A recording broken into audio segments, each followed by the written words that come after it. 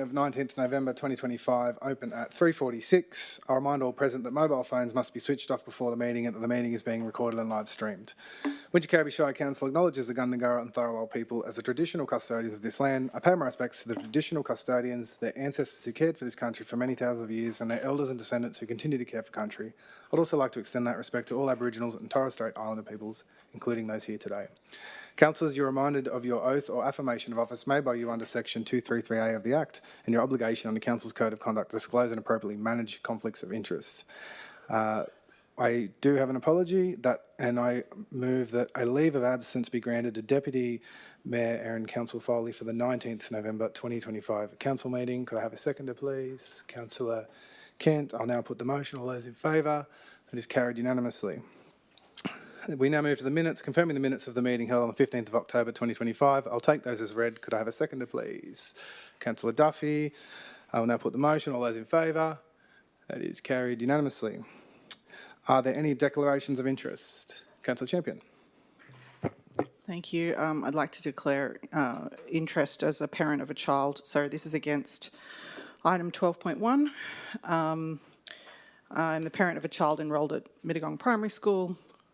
This is a non-significant, non-pecuniary interest as my child is not yet attending the school and I do not intend to make use of the OOSH service as I have other childcare arrangements through family members, and I'll stay in the chamber for this.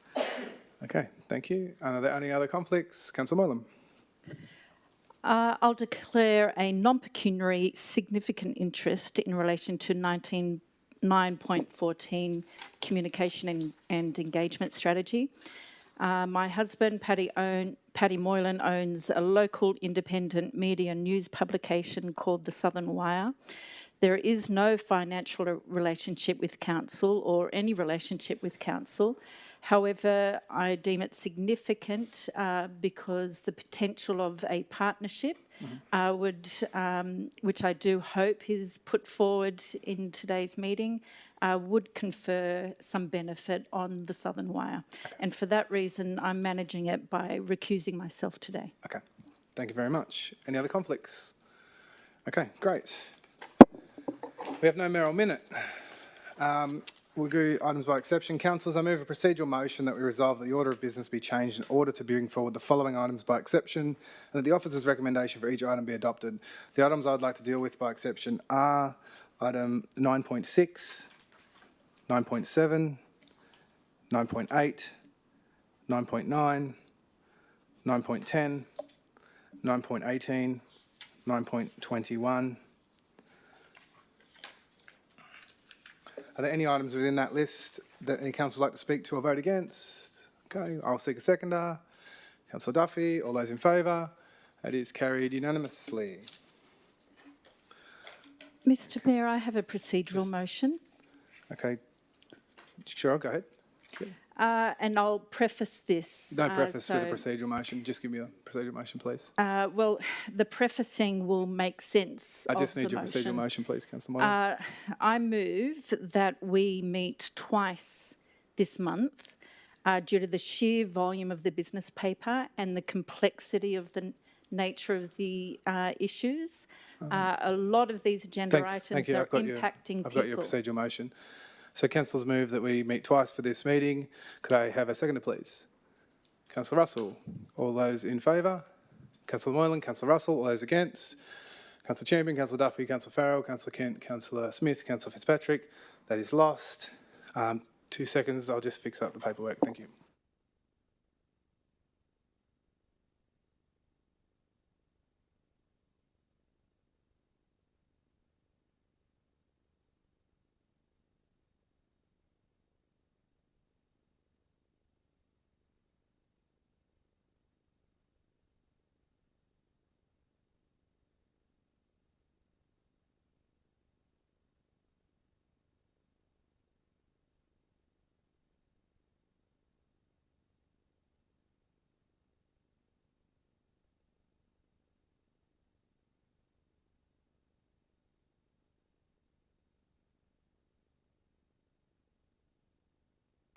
Okay, 9.1, presentation of the audited financial statements for the year ended 30 June. Mover, Councillor Kent. Can I get a seconder? Councillor Duffy. And I'll move a procedural motion that Council permit Farquhar Youssef of the New South Wales Audit Office to provide comments on Council's audited financial statements and independent auditor's report for the year extended to 30 June. Could I get a seconder? Councillor Kent. All those in favour? That is carried unanimously. And I will hand over to you. Thank you, Mr. Mayor. If I could present my presentation on the screen.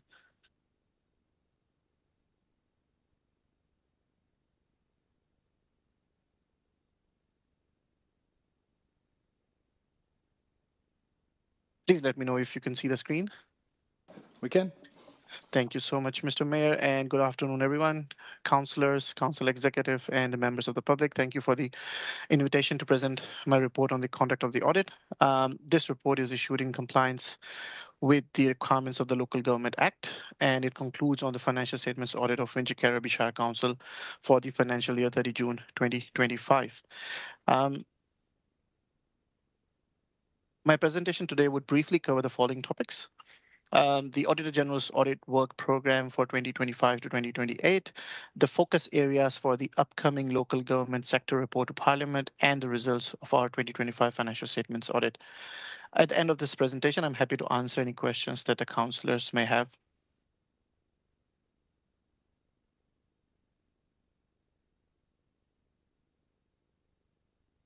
I'll draw your attention to the work of the audit office does in not only the financial audits, but also the performance audits that we report to Parliament. Performance audits assess whether the activities of government entities are carried out effectively, economically, efficiently, and in compliance with the relevant laws. Our office's annual work plan 2025 to 2028 was released in August this year, and the work plan explains how we decide what to focus on and what we intend to cover in our audits across all three sectors, which includes state, universities, as well as local government. This 3-year plan gets updated annually by the Auditor General and can be revised along the way. In our future audits, we will sharpen our focus on efficiency, the optimal use of public resources, and effective administration of grant funding. This will also include the acquittal of grant funding to non-government entities. We will also increase our focus on major capital expenditure, introduce climate assurance to our financial audit reporting schedule, and continue to focus on real outcomes for First Nations people in New South Wales. This slide lists down our planned performance audits over the next 3 years, which includes areas such as long-term financial planning, effectiveness of Audit Risk and Improvement Committee, as well as effectiveness of councils in overseeing large capital expenditure infrastructure projects. We will also be evaluating how councils are preparing for and managing climate risk in asset and service planning, as well as evaluating how well councils understand and address waste management services needs and obligations.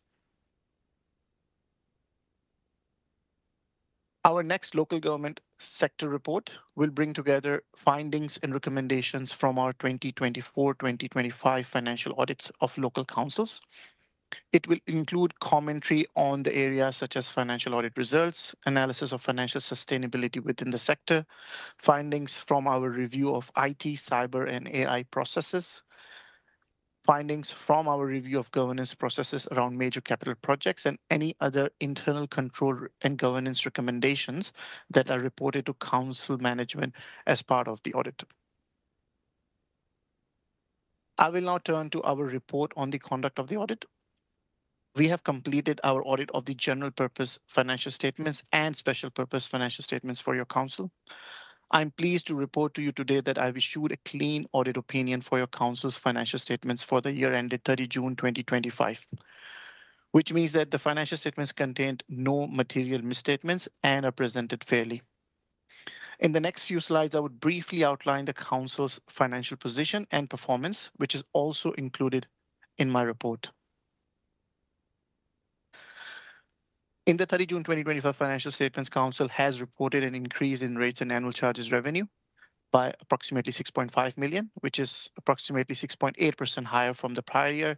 This is mainly due to the approved IPART rate variation of 4.6%. Council also reported an increase in the total grant revenue by 10 million.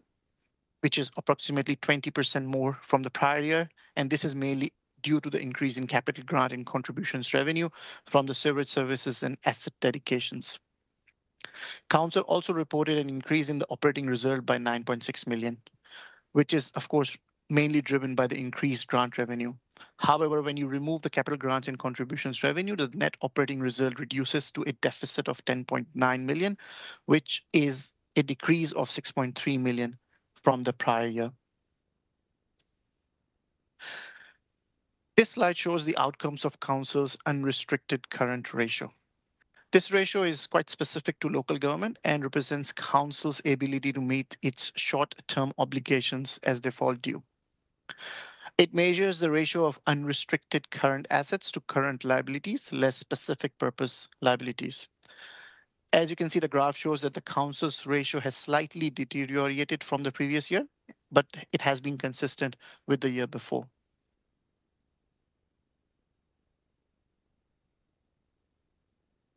Looking at the cash position of the Council at 30 June 2025, Council had total cash and investment balance of 225 million, which decreased by 8 million from the last year.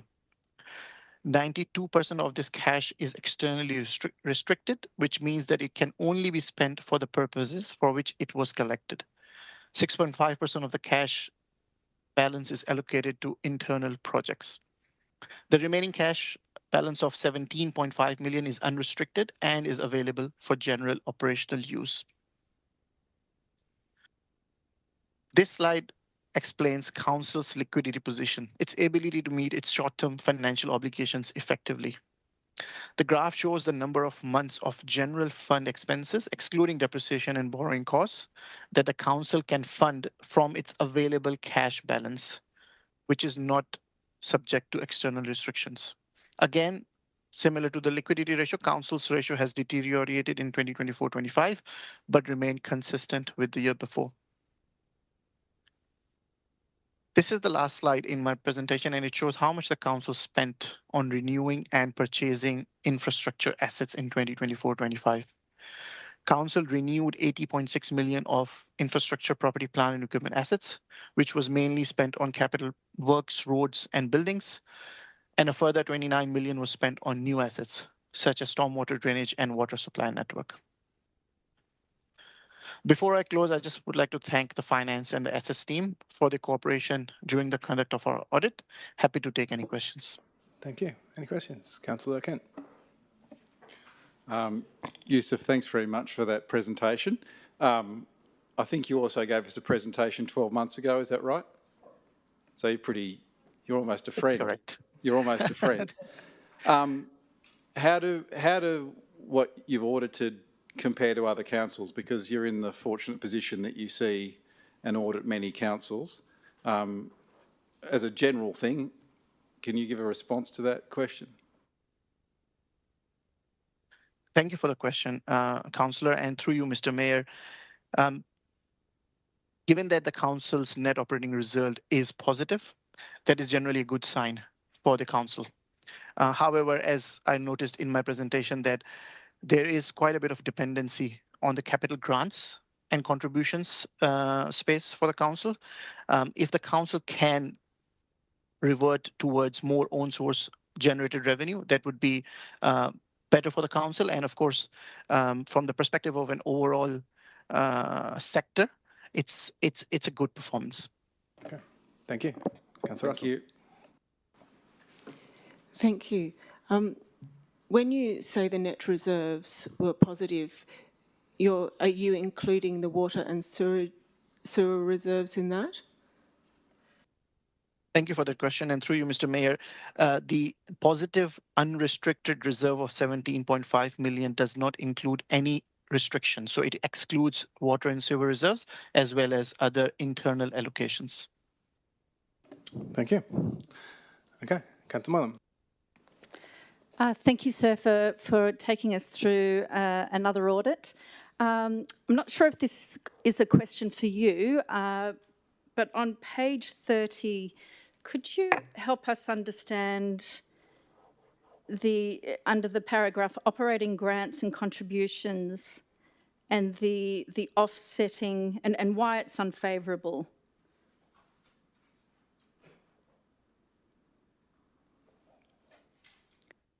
I think this question would best be responded through management, Mr. Mayor. Okay, thank you. Okay, any questions? Okay, thank you very much for your time. Thanks very much, Mr. Mayor, and all the councillors. Cheers. Okay. Okay, Councillor Kent, you move that. Would you like to speak to this? Yes, I move the officer's recommendation. I note that this audit covers the period or the financial year July 24 to June 25, so before, just before the newly elected council. So as a ratepayer, I would like to thank the administrator, the then ARIC, the then ARIC committee that I'm on now, but I wasn't part of it then, and the staff for doing such a good job and really shepherding our finances through to the point of the new council. As everybody knows, there's a number of councils in choppy financial waters, and when you look at our overall result, we had originally forecast a surplus of 24 million. Our actual surplus is 46 million, which is 9 million higher than last year. Now, you'll probably hear at some point, oh yes, but it's underpinned by grants. Well, that is, in some degree, that is the world we live in local government. As some would be aware, there's a federal government review going on at the moment. There's a kind of committee thing going on about the sustainability of local government finances in a general sense. So the world of grants is the world we live in. And we should be over the moon that during that financial year, the Wingecarribee Shire Council managed to secure 56% of the value of all of the grants that the council applied for. In other words, we've got over 100 councils all applying for grants because that's the model we're under at the moment. And our council achieved 56% of the value of the things they submitted. And I can't think there'd be another council of the more than 100 that achieved that result. So as we also know, we're about to undertake a financial sustainability review. And so really I look at my fellow councillors and say, it's on us now to take the good work that the administrator, the then ARIC and the staff have done and to see things move forward. Thanks. Thank you very much. Councillor Moylan. Thank you, Mr. Mayor. Through you, Mr. Mayor, to the General Manager. Coming back to my earlier question, on page 30, under the heading Operating Grants and Contributions, there's an explanation there for why that was unfavourable. Could you help me understand how that calculation works? General Manager. Thank you, Mr. Mayor. Mr. Kuzmanowski. So this calculation is based off our original adopted budget. So as we go through the quarterly reviews, it is not reflected in that 25 budget column. And then what we do is we reconcile the difference between the 25 actual and the original budget. So in that instance there was anticipated budget of $11.7 million worth of budgeted grants, and there was 7.9 million recognised as income during that period. Thank you. Any other questions? Councillor Moylan. Thank you, Mr. Mayor. And through you again to the General Manager. Can we confirm that the net figure that we refer to is indeed the net operating result for the year before grants and contributions, meaning that the figure that is relevant, most relevant, is the 10.9 million deficit figure? General Manager. Through you, Mr. Mayor, CFO.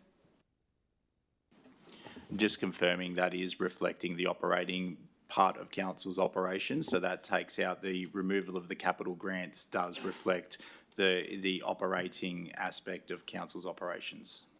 Thank you. Okay, and also speak to this. Councillor Moylan.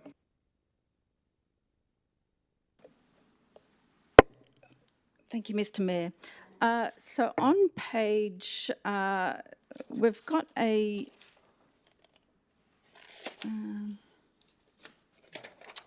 On page 26, the materials and services, through you, Mr Mayor, to the General Manager, lists the contractor costs, which is flat year on year. How does this fit in with our overall strategy of in-sourcing staff? General Manager. Thank you, Mr Mayor. Mr Kuzmanowski, would you like to talk about the contractors line? And then if need be, I'm sure the Director will add to that. Thank you. It does fluctuate year upon year. So in particular with operating within the operating services. So where there are vacancies, we may fill using contractors temporarily until we do fill some labour costs. So there are some offsets in and around there. So generally from a year-to-year perspective, you would see in particular where council has had some vacancies that those numbers may fluctuate between employee costs and contractors on a temporary basis. So that's just explaining the movement between the numbers, but I might hand back to the General Manager if that's okay. Thank you. General Manager. I have nothing more to add. Thanks, Mr Mayor. Okay. Thank you. Councillor speak to this. Councillor Duffy. I would just like to speak for the officer's recommendation. I think given the current economic climate, I think everything is well balanced, and I would just like to speak for this. Okay, thank you. Okay, with that, I'll now put the motion. All those in favour? It's carried unanimously. Item 9.2, annual report. Councillor Russell, Yep, thank you. you going to move this? Okay, and can I get a seconder? Councillor Duffy. Okay, Councillor Russell. I'd like to thank the General Manager for her comprehensive induction program referred to in the leadership section of the annual report, covering governance and financial management to ensure we had the information and skills to provide strong democratic leadership and oversight from our first meeting, and touch on a couple of highlights for me. The two-day governance training with Alicia Mackay at Briars with Council Executive and Management enabled us as new councillors to really bond closely with senior council staff from day one. As you would say, Lisa, local government really is just like one big family. Confidential briefings before meetings supported us as councillors in having input into discussions, building confidence in closed session so we could engage more readily in open council meetings. Councillor training on finance, practical skills, what you will need to know for the next 3 months, financial statements, how to read local government financial statements, OLG finance reporting, what to expect, and Finance 101 rates on the 2nd of July 2025 gave us confidence to review the 2025-2026 budget we had just adopted and understand how the farmland rating policy we passed in June to include elite equine would affect our small business community. We do really need to trust staff, don't we, fellow councillors, in restoring local democracy. They are absolute professional experts in the arts of local government.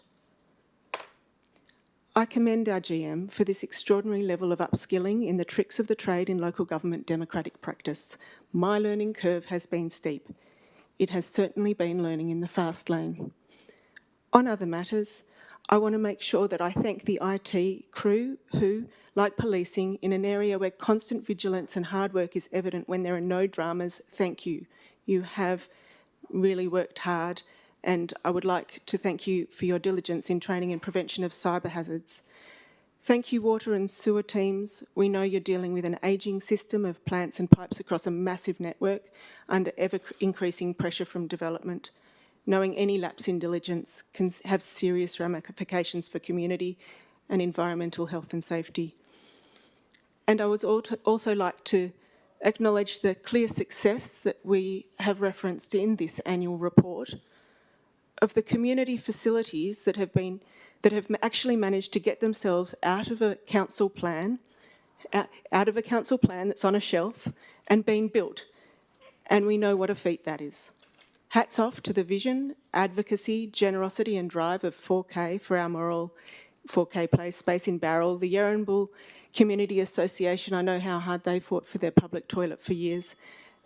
and Hilltop Community Association with their park, just to name a few. Thank you.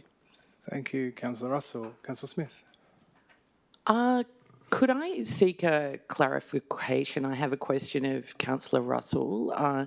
She made the comment, we had confidential briefings. I don't believe we had confidential briefings, so I just would like clarification of that, please. Gentleman.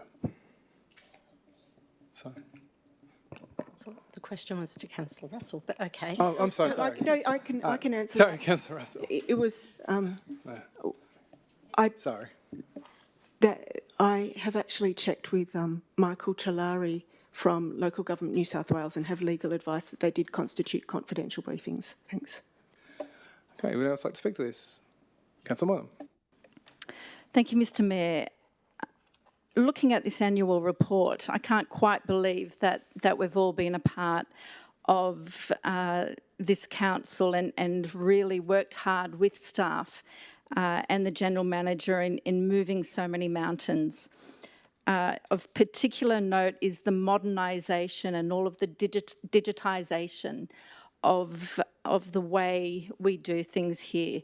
That has been an enormous amount of work led by the General Manager, I know, and it is all going to efficiency and for us to work more professionally and efficiently to deliver projects to the community. I'm particularly excited about the financial sustainability work that I know is before us. And I'm very comforted and assured to see the plan that the staff have presented. I've spoken about this with the General Manager and the corporate Director of Corporate Strategy, and it brings me a lot of confidence to know that we're going to look at this on a holistic level. Lastly, the community survey is in, of course, and number one priority again is roads.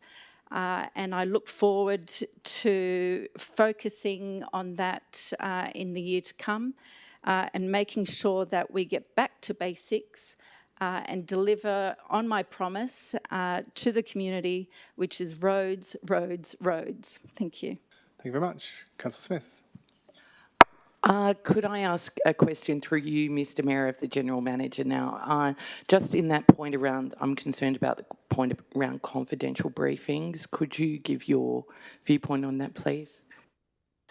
Thank you, Mr Mayor. I think the Director's poised and ready. Thank you, Ms Jones. I don't know if I'm poised or ready. Thank you, General Manager. Councillor Russell, I guess the thing with legal advice is that it'd be helpful if we all saw what the question and the context was in which that question was asked, and then, of course, how that information was received. But from our point of view, we still hold firm that at no time did we provide a briefing. Councillors were given information in a confidential way in strategic sessions where there was a two-way exchange of information, and also were onboarded through a rigorous progress of onboarding, again, where information was exchanged. Okay, thank you. Okay, I'll now put this motion. All those in favour? That is carried unanimously. Oh, sorry. Councillor Champion, Councillor Duffy, Councillor Farrell, Councillor Kent, Councillor Moylan, Councillor Smith, Councillor Fitzpatrick. All those against? Councillor Russell.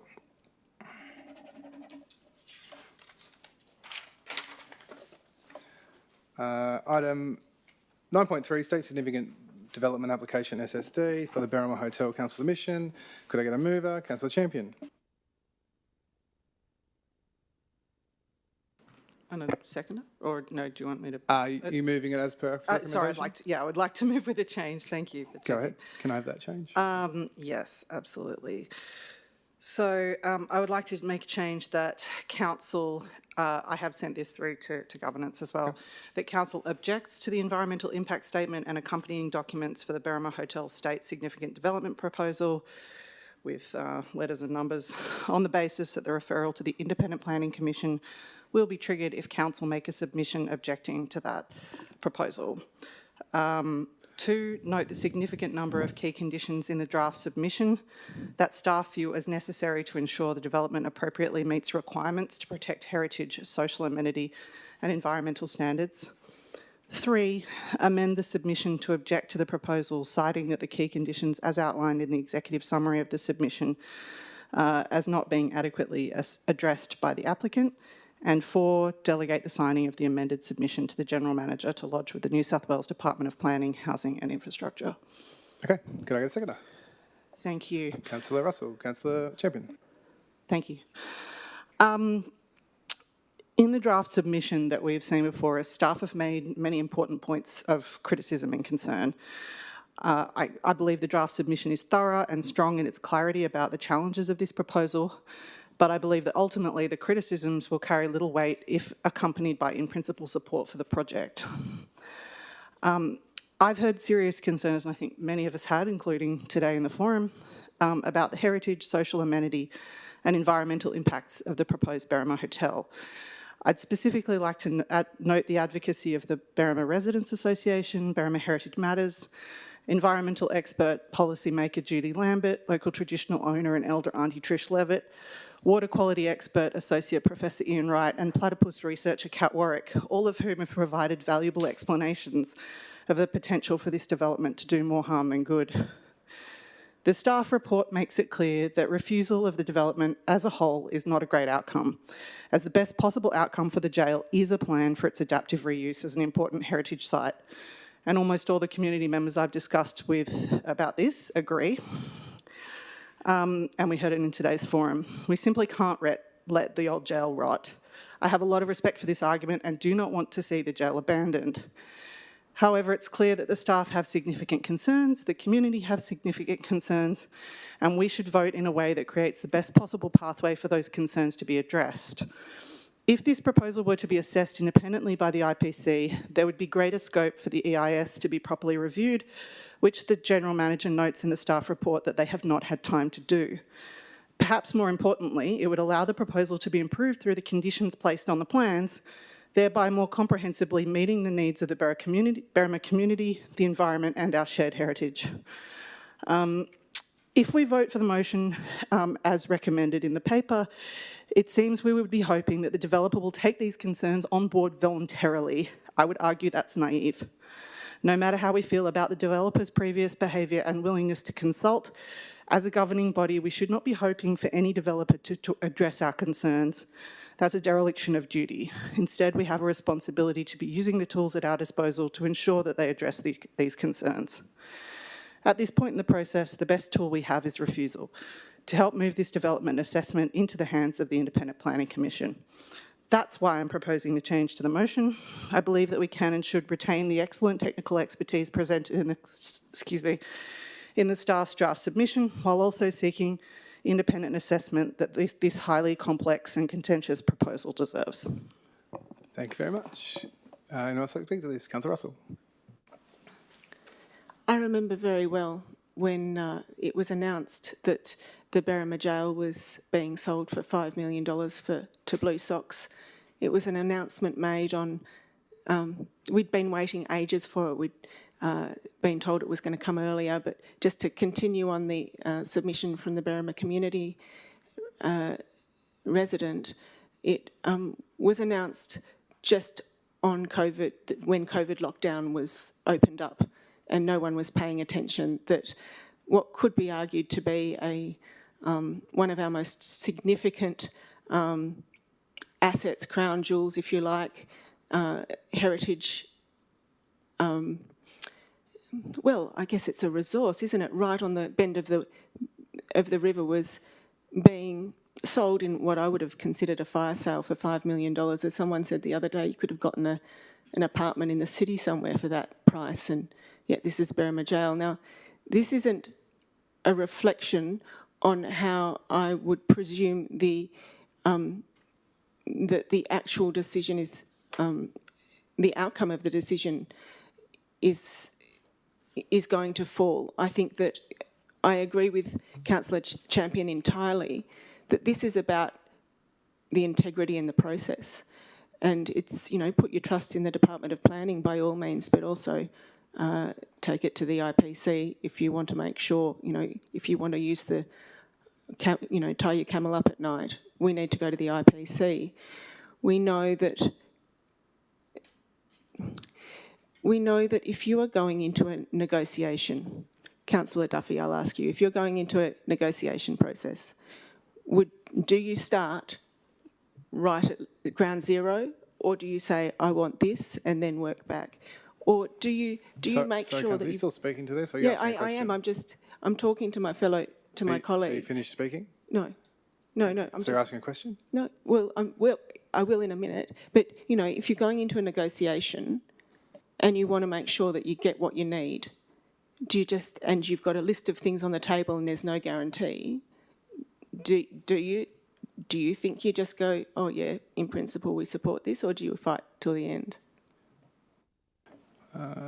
Councillor Chaffey, would you like to answer that question? Councillor Duffy? No, I don't want to answer that right now. Okay, thank you. Okay, would else like to speak to this? Councillor Smith? Just another point of clarification. My understanding, Councillor Russell said it was sold for $5 million. My understanding was it was in the order of $7 million. So just to correct the record. Thank you. Okay, would else like to speak to this? Councillor Duffy? I just have a question through you, Mayor, to the General Manager, I think, sorry. But am I correct in assuming that our in-principle support is a condition that the items outlined in the report are met, meaning if the developer doesn't meet the requirements, then the in-principle support doesn't happen? General Manager. Thank you, Mr Mayor. I'll ask Mr McCabe, the Director, just to explain the process and the weight that council submission would hold. Thank you. Through you, General Manager, I'll make it clear that State Significant Development Council are not the consent authority. So it's either the Minister or the IPC.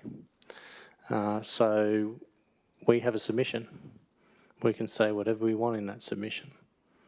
That's before you today, so Council can decide that content. As part of that submission, you have to now log it on the SSD website, which asks you, it has some radio buttons that are mandatory. It asks you if you support the project, am I providing comments or do I object? I think, you'd select one of those based on the recommendations. It would be either the first or the second based on the officer recommendations. But the submission itself clearly states what it states, which would say support. So in relation to the conditions, that is really up to Department of Planning, Housing and Infrastructure as the assessment arm to consider those. It's also up to the proponent to amend documents in response to public submissions. That will occur to some scale. And then basically that will be referred to the concerned authority to make a decision, the Minister or the IPC. The important point is if Council do object, it automatically triggers the IPC as a consent authority. That's the important point. Okay, thank you.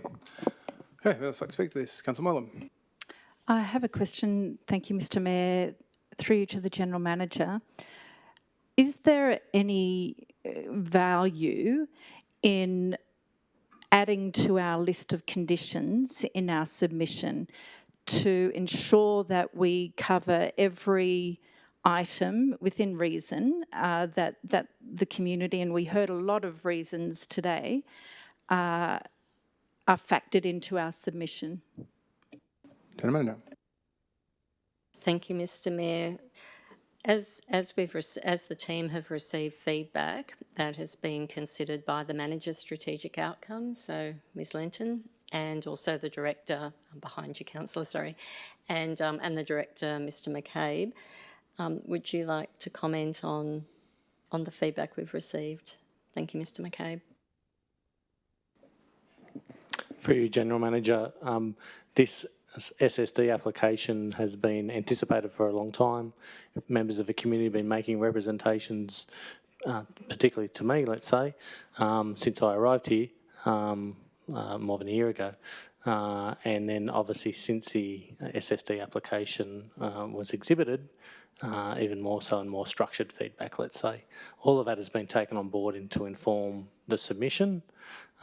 In addition to that, there's been a lot of internal meetings with technical staff beyond my own directorate to inform it. We've also met with the proponent and, you know, sort of pop quiz Blue Socks on a number of things. That's also assisted the submission as well. So that's informed the scope of issues, I suppose, the journey we've been on. Okay, thank you. Councillor Kent. I would like to speak against this amendment, proposed amendment. And I know I'm going to sound like a bit of a broken record, having previously commented on the finances and the stewardship. I'd like to really thank the staff for the quality of this report.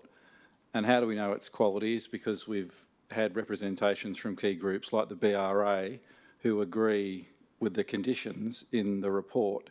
And so when Mr McCabe says community feedback has been considered, the oldest, I understand the oldest community group in Berrima for 40 years, the BRA, are aligned with the conditions that are in the report.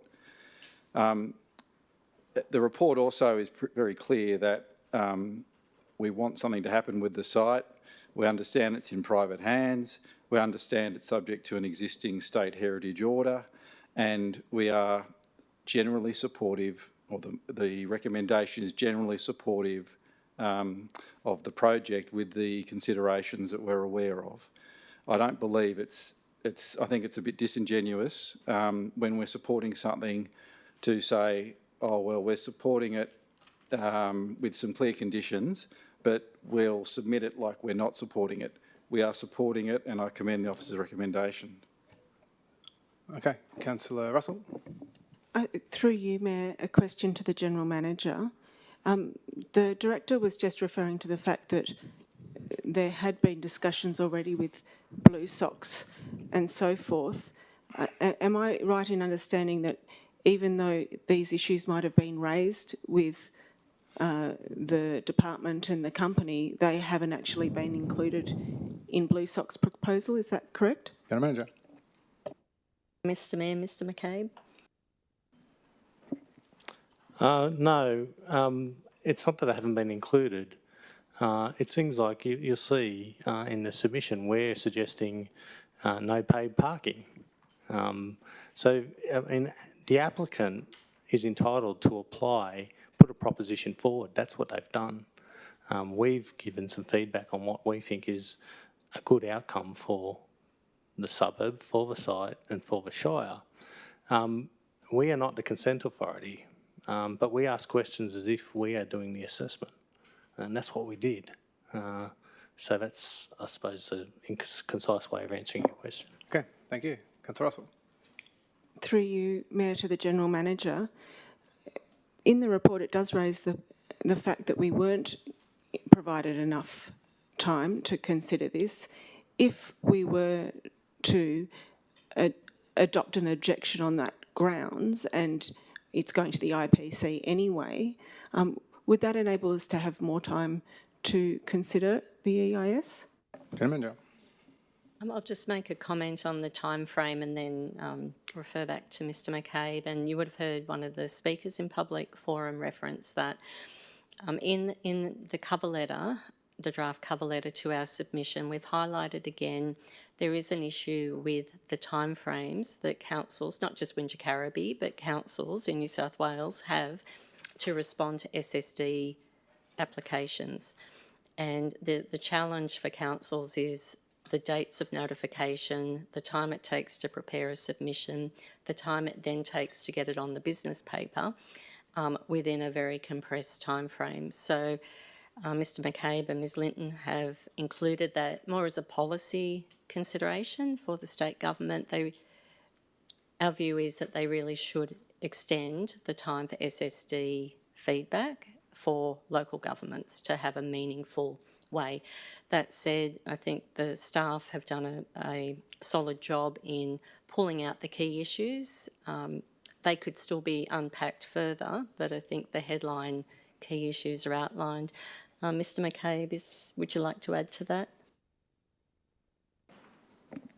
For you, General Manager, all I'll say is we wrote to the department when they initially went on exhibition asking for an extension. They didn't extend it, the time frame exclusively because of us, the council, I don't believe, but they did extend the time frame. It's now a close date of the 26th of November. Some councillors may recall through GM RAPS, the weekly RAPS, we sort of gave a program of how we would administer this through the draft submission based on the old time frame. But we haven't had to execute that simply because they've extended it to the 26th, which covers today's date. So basically, as long as we have a resolution of council today, we can publish whatever's resolved and have it submitted in time. Okay, thank you. Councillor Smith. I'd like to speak against this amendment. I feel the original officer's recommendation is appropriate and thorough. Okay. Councillor Farrell. Can we, thank you, Mr Mayor. Can we put this to a vote now? Thanks. Yes, we can. Okay. 2 for, 2 against. Councillor, I've been asked to put a procedural motion to put this vote. All those... Who? You do? Apologies. So, sorry, governance without right reply? Okay.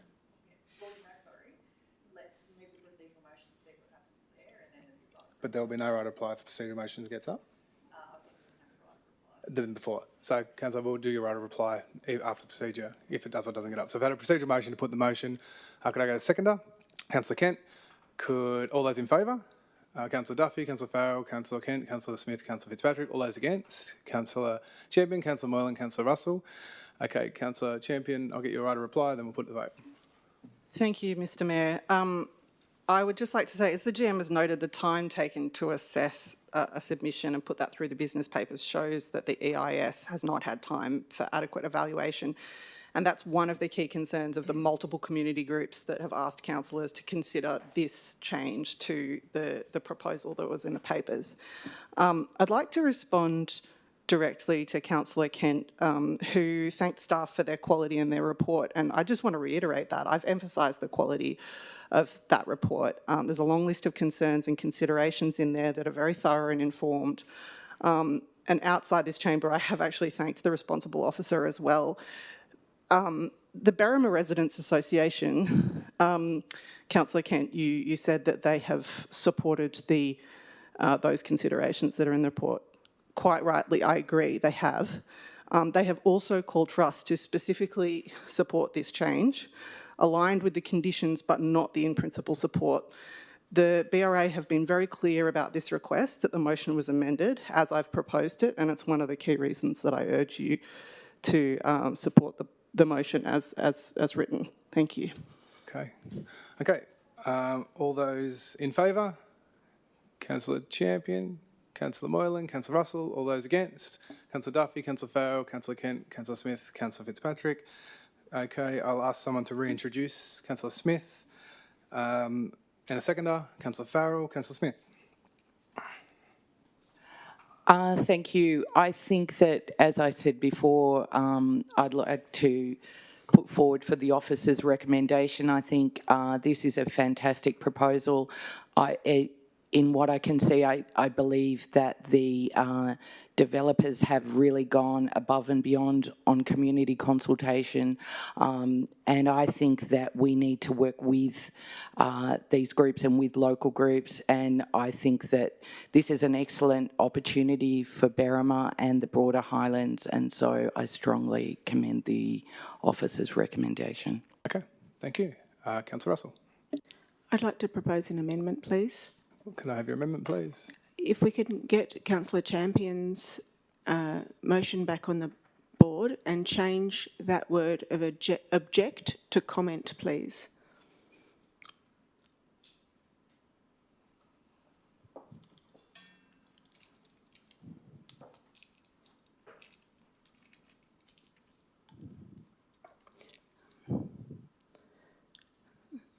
Change it to from object to comment on. Yep. Can I get a seconder for this, please?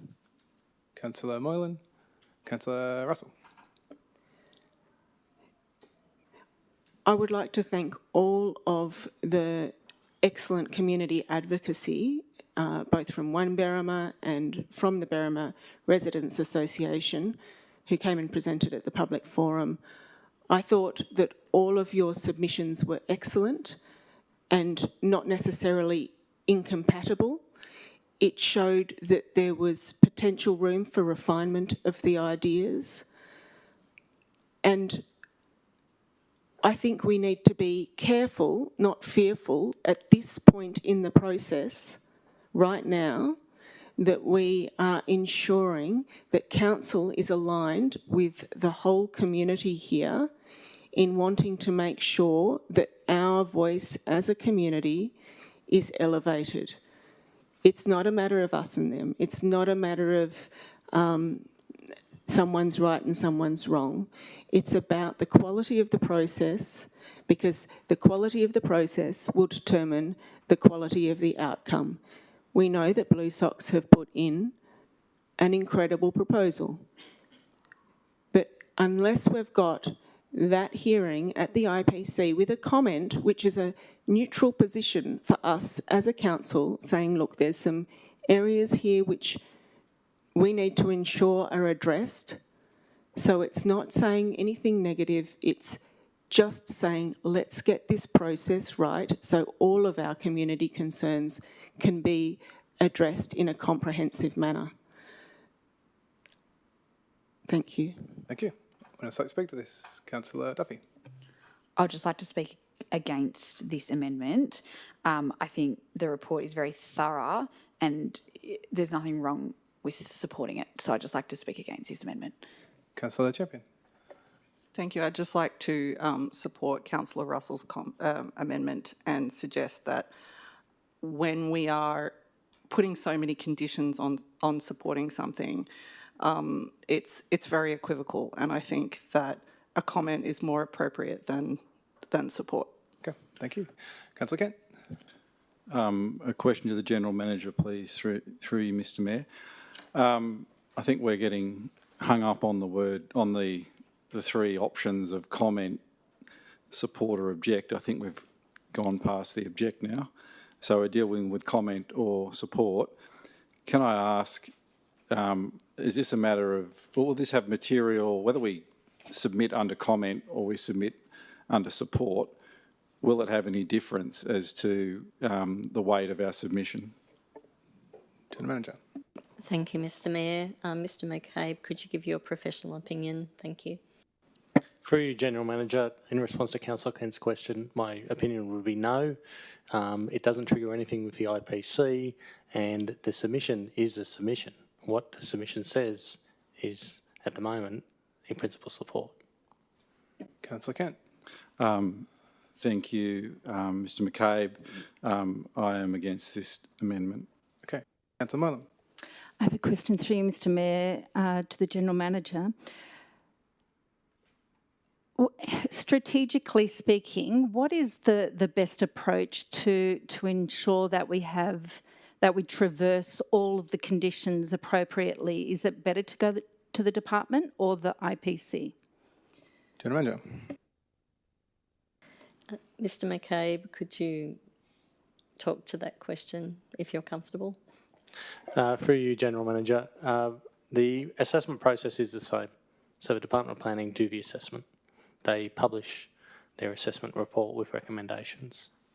And then the consent authority, whether it's the Minister or the IPC, are the ones to determine it based on that report. It is no different to how we do it as staff under delegation, or whether it goes to the local planning panel with certain thresholds. And in this instance, the threshold is at state significant development.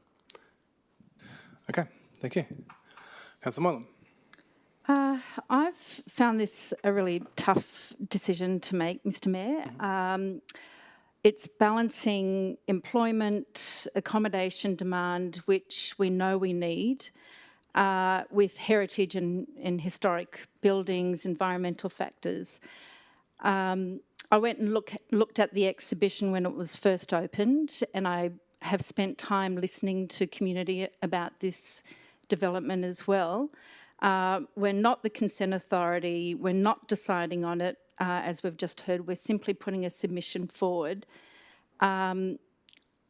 It sounds really exciting. I do think that the best way to preserve the building is to use it. And there has been a hotel in Hobart that has demonstrated that beautifully, the IXL Hobart Hotel. And it means more people can enjoy it. However, I have got concerns that all of the conditions that I heard from the speakers today, which seemed very reasonable to me, have they been factored into our report? And I would like the opportunity to line up all of those conditions myself. And for that reason, I think we need some more time. I don't know how I'm going to vote on this yet. I want to listen to more of the debate. So I'm neither for nor against, but I've just contributed to the debate. Thank you very much. Councillor Kent. Can we please put this motion? We can. I move a procedural motion that we put the motion. Can I get a seconder? Councillor Smith. All those in favour? That is carry. Sorry, it's not carried. Councillor Duffy. Apologies, amendment. So this is to put the amendment. Sorry. So, correct, yeah. So I'm moving a procedural motion to put the amendment. All those in favour of putting the amendment? We have Councillor Duffy, Councillor Kent, Councillor. We're putting the vote, and then we will vote. It's the end of debate if we agree to put it to the vote. Amendment. So sorry, I'll back up. We're in Councillor Muscle's amendment. Somebody wants to put the amendment, so we have to vote on it. We first have to resolve that we want to put it.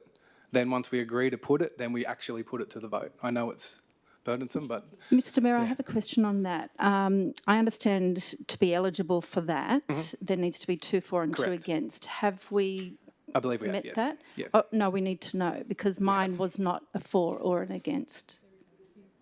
So we had Councillor Russell, Councillor Champion, for, against, Councillor Duffy, Councillor Kent. So the conditions are met. I will now put the motion that we put the vote. All those in favour? Councillor Duffy, Councillor Farrell, Councillor Kent, Councillor Moylan, Councillor Russell, Councillor Smith, Councillor Fitzpatrick. All those against? Councillor Champion. We'll now put Councillor Russell's amendment. All those in favour of Councillor Russell's amendment? Councillor Champion, Councillor Moylan, Councillor Russell. All those against? Councillor Duffy, Councillor Farrell, Councillor Kent, Councillor Smith, Councillor Fitzpatrick. We are now back at the original motion, which is I believe the officer's recommendation. That was moved by Councillor Smith and seconded by Councillor Farrell. Would anyone like to speak back to this original? Councillor Duffy. I would just like to speak for this. I think that it's an excellent report. It's very thorough, and I think there's nothing wrong with giving in principal support to a good project. Okay. So that's me. Thank you. Councillor Farrell. Thank you, Mr Mayor. I support the officer's recommendation to support in principle the redevelopment of the jail. I think the development is a way to preserve the integrity of the jail. I need to rely on the expertise of the staff in making this decision. I trust the integrity of our staff to do what they think is best for the community as a whole. Like all developments, there are going to be different points of view. I expect that, but I am mindful that in the past, Wingecarribee Shire, rightly or wrongly, had a reputation of being somewhat anti-development. I have tried to understand what the general feeling of the community is regarding this proposal. I think more people are in favour or don't have an opinion. Thus, my vote will be for the recommendation.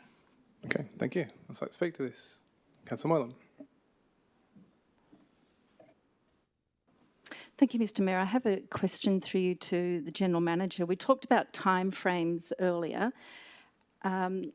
If we deferred this to have a briefing or a workshop to go through all of the conditions that we heard from the speakers today that aren't in this report, how much time would be required to organise that briefing, and could we potentially still meet the timeframes required?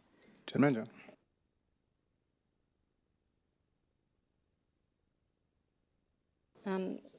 Sorry, through you, Mr Mayor. I think the challenge is you've got the paper before you, Councillor Moylan. We're not able to have councillor briefings on matters that are actually on the paper before you. Okay. Okay, anyone else to speak? Councillor Russell. I would appreciate in future that we think a little bit more strategically when we're dealing with the state government about how we approach ensuring that the conditions that we're stipulating are met. We've just seen from the repoly, which while I agree this is a different proposal in the sense that yes, we do want to see the adaptive reuse of Berrima Jail, but at the same time, if we take experience of recent history, that issues can go to the wayside in negotiations between the Department of Planning and any development, and we want to make sure that we are strategically raising council's voice. By saying that we are giving in principle support when we clearly have unaddressed issues that we need taken up is, to my mind, is not how we should be entering this for the best interests of our community. We have one shot at this to make sure that we are strong in the fact that, hey, you know, this needs work. And I don't see that the current stance is where we could be in coming to the table as a local government for our community to make sure our whole community is heard and has input. Having said that, I'd like to acknowledge the work of the staff in a very short time frame, but just perhaps let's see how this goes, shall we? Because when we rock up at the IPC, because it will go there, it would have been good to just have that neutral position say, hey, are you going to address these issues or not? Thanks. Okay, thank you. All right, with that, I think I'll now put the motion. Councillor Moylan. Thank you, Mr Mayor. Through you again to the General Manager. Was there a reason we didn't have a briefing on this before today or a workshop? Through you, Mr Mayor, through our learning and development, your professional development program and the strategic matters, they've focused primarily on council planning and on council policy and respectfully skilling up the council, particularly coming in that first 12-month period. Okay, Councillor Smith, would you like to write a reply? I remembered. I am really happy. Okay, thank you. With that, I'll now put the vote. All those in favour? Councillor Duffy, Councillor Farrell, Councillor Kent, Councillor Moylan, Councillor Russell, Councillor Smith, Councillor Fitzpatrick. All those against? Councillor Champion. That is carried. Item 9.4, Southern Highlands Innovation Park Planning Proposal, rezoning of subject land to E3 productivity support. The recommendation is on page 15. Can I get a mover, please? Councillor Russell. Seconder, Councillor Duffy. Councillor Russell. This is moving ahead and it's really great. I would like to propose an amendment. Get the words for that, please. Which is... Lost my place, sorry. Point 3, that council instigate a request for a biocertification agreement. Oh, sorry, I'll slow down.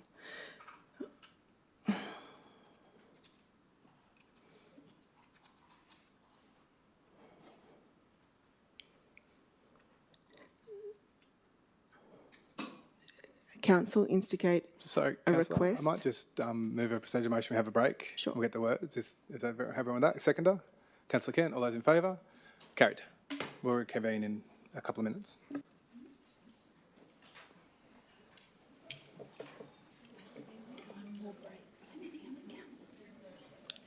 Well, we've got a pregnant lady. Yeah. Listen, if it's, I really hope we don't have to come back tomorrow.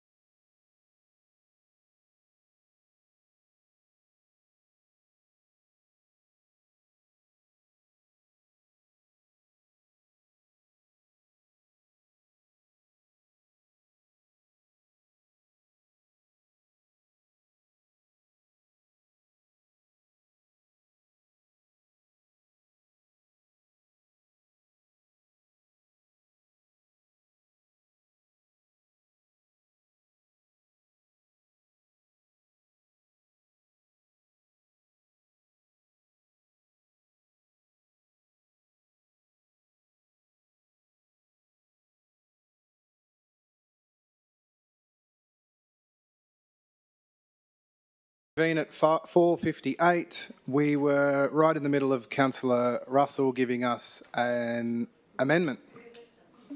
Councillor Russell, are they your words on the screen?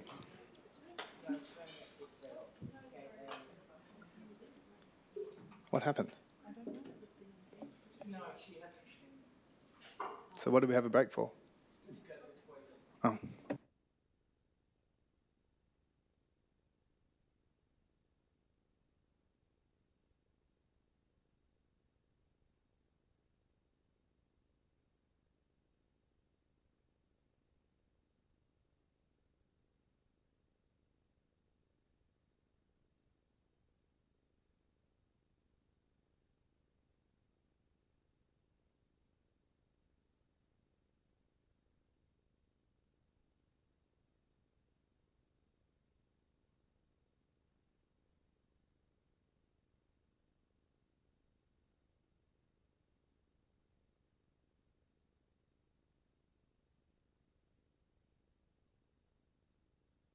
While that's typing, I should have asked my questions.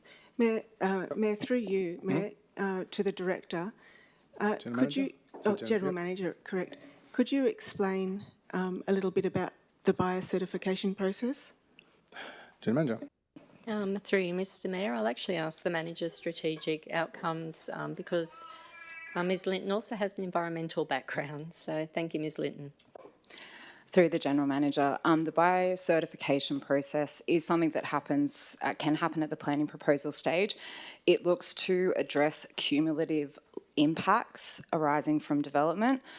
So it generally happens when there's a greenfield subdivision, for example. So it makes sure that biodiversity loss isn't assessed on a lot-by-lot basis. It looks at a larger area, but it is that kind of broader cumulative impact. Okay, Councillor Russell, we were back at your amendment. Yes. Item 3. Yes. Could I get a seconder for that, please? Councillor Champion. Councillor Russell. Through you, Mayor, to the General Manager, just wanted to know if the Manager understood any other benefits of the biocertification. General Manager. Thank you, Mr Mayor. Ms Linton. Through the General Manager, there is a lot. It can often lead to a biodiversity stewardship agreement. So that looks at the credits that arise from loss of flora and fauna on a site. Those credits are then they can be sold on the market, and it provides a fund that actually goes to the management of the biodiversity stewardship agreement. There's a lot of benefit with biodiversity certification in terms of looking at areas on a larger scale, rather than when they come through at the DA stage and then you end up getting a biodiversity development assessment report, a BDA. So the biodiversity certification sits above that, and looks at the broader area.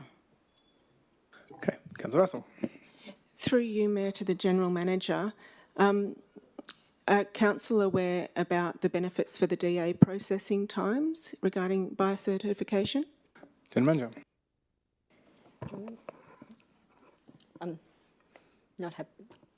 Don't need to answer. I can't find my words. No, don't have an answer. Thank you. Okay, no answer. Councillor Russell. Okay, I'll speak to this now. On a broad strategic scale, I would like to see that we adopt biocertification for all new growth areas to ensure we maintain what we value in our landscape and environment and remove barriers to delayed processing of our DAs. This process looks at an entire area, as the Manager has said, at the land use plan making stage. But furthermore, it means that there's certainty for investors when they buy a block of land. It's facilitated by the state government, so when people purchase their land, even if it is a state significant development, there is already an understanding of what can and can't be done to protect these values, and it provides certainty. We have seen these issues arise when land use is incompatible with the repoly situation. Where land to which a plan applies is biocertified, there would be no requirement to undertake a site-specific threatened species assessment, commonly known as the 7-part test, under Section 5A of the EPA Act. when a development application is assessed, which is at this point just another hurdle and delay for DA processing times and for the purchaser. It's already done when they buy it, and you can work in the overall cost. It becomes in cheaper for everyone too, because the cost of just doing one buyer certification agreement is cheaper than all of the individual costs of the BDARs, and then you just divide that between the properties in the development contributions plan. And so it's going to be cheaper for the developments, because in that SHIP area there are a lot of it might just be one, say, Eucalyptus McCarthyii in not very good condition, but just its existence would trigger the need for a BDAR.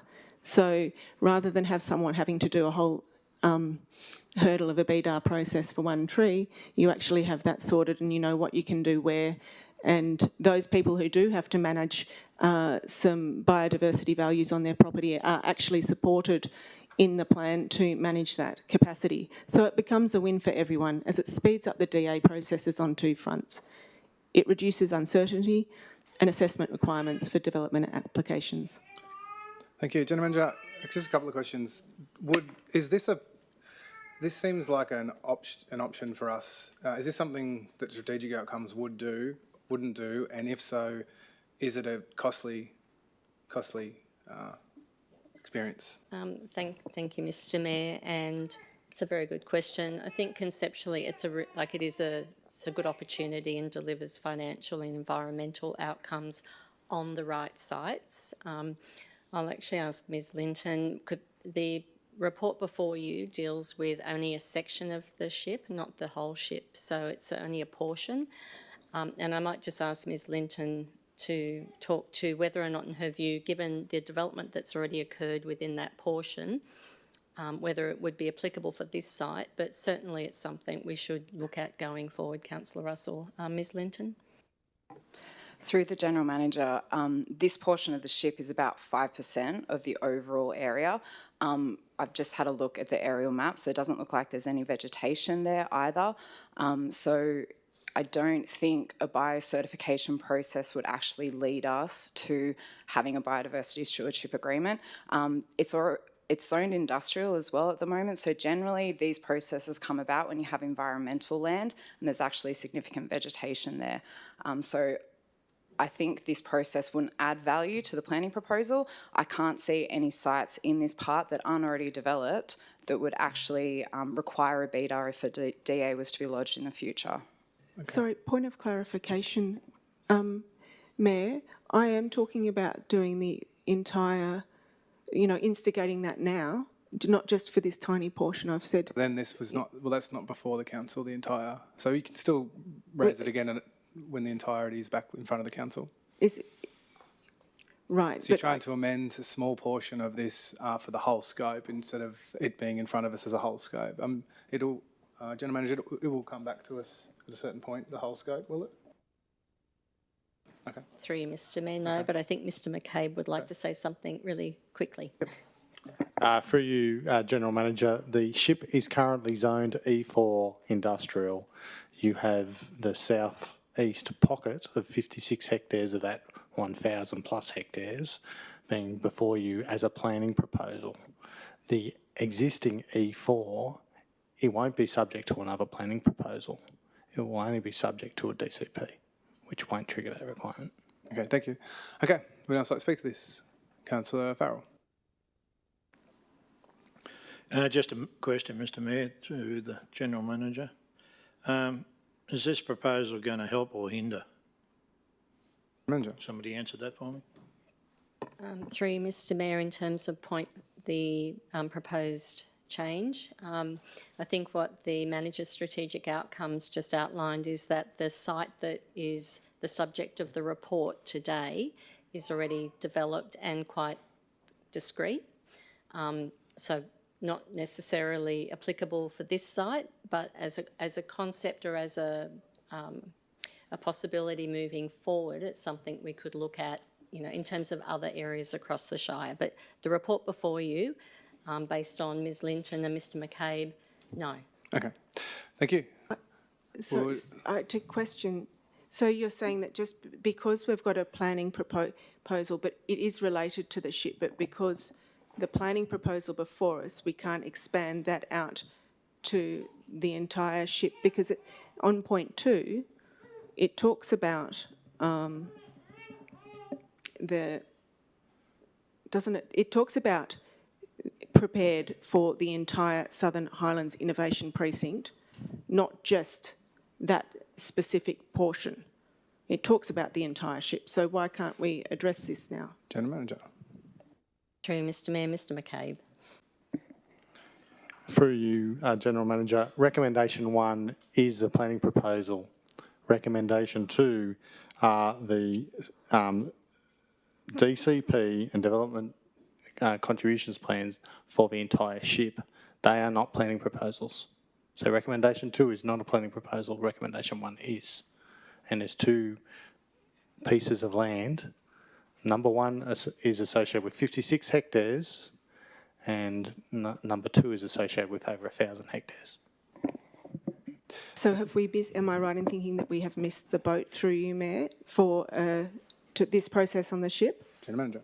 Through Mr Mayor, from what the manager and the director have said, the land is already developed. There's very little vegetation, which probably happened to make the certification process viable, councillor.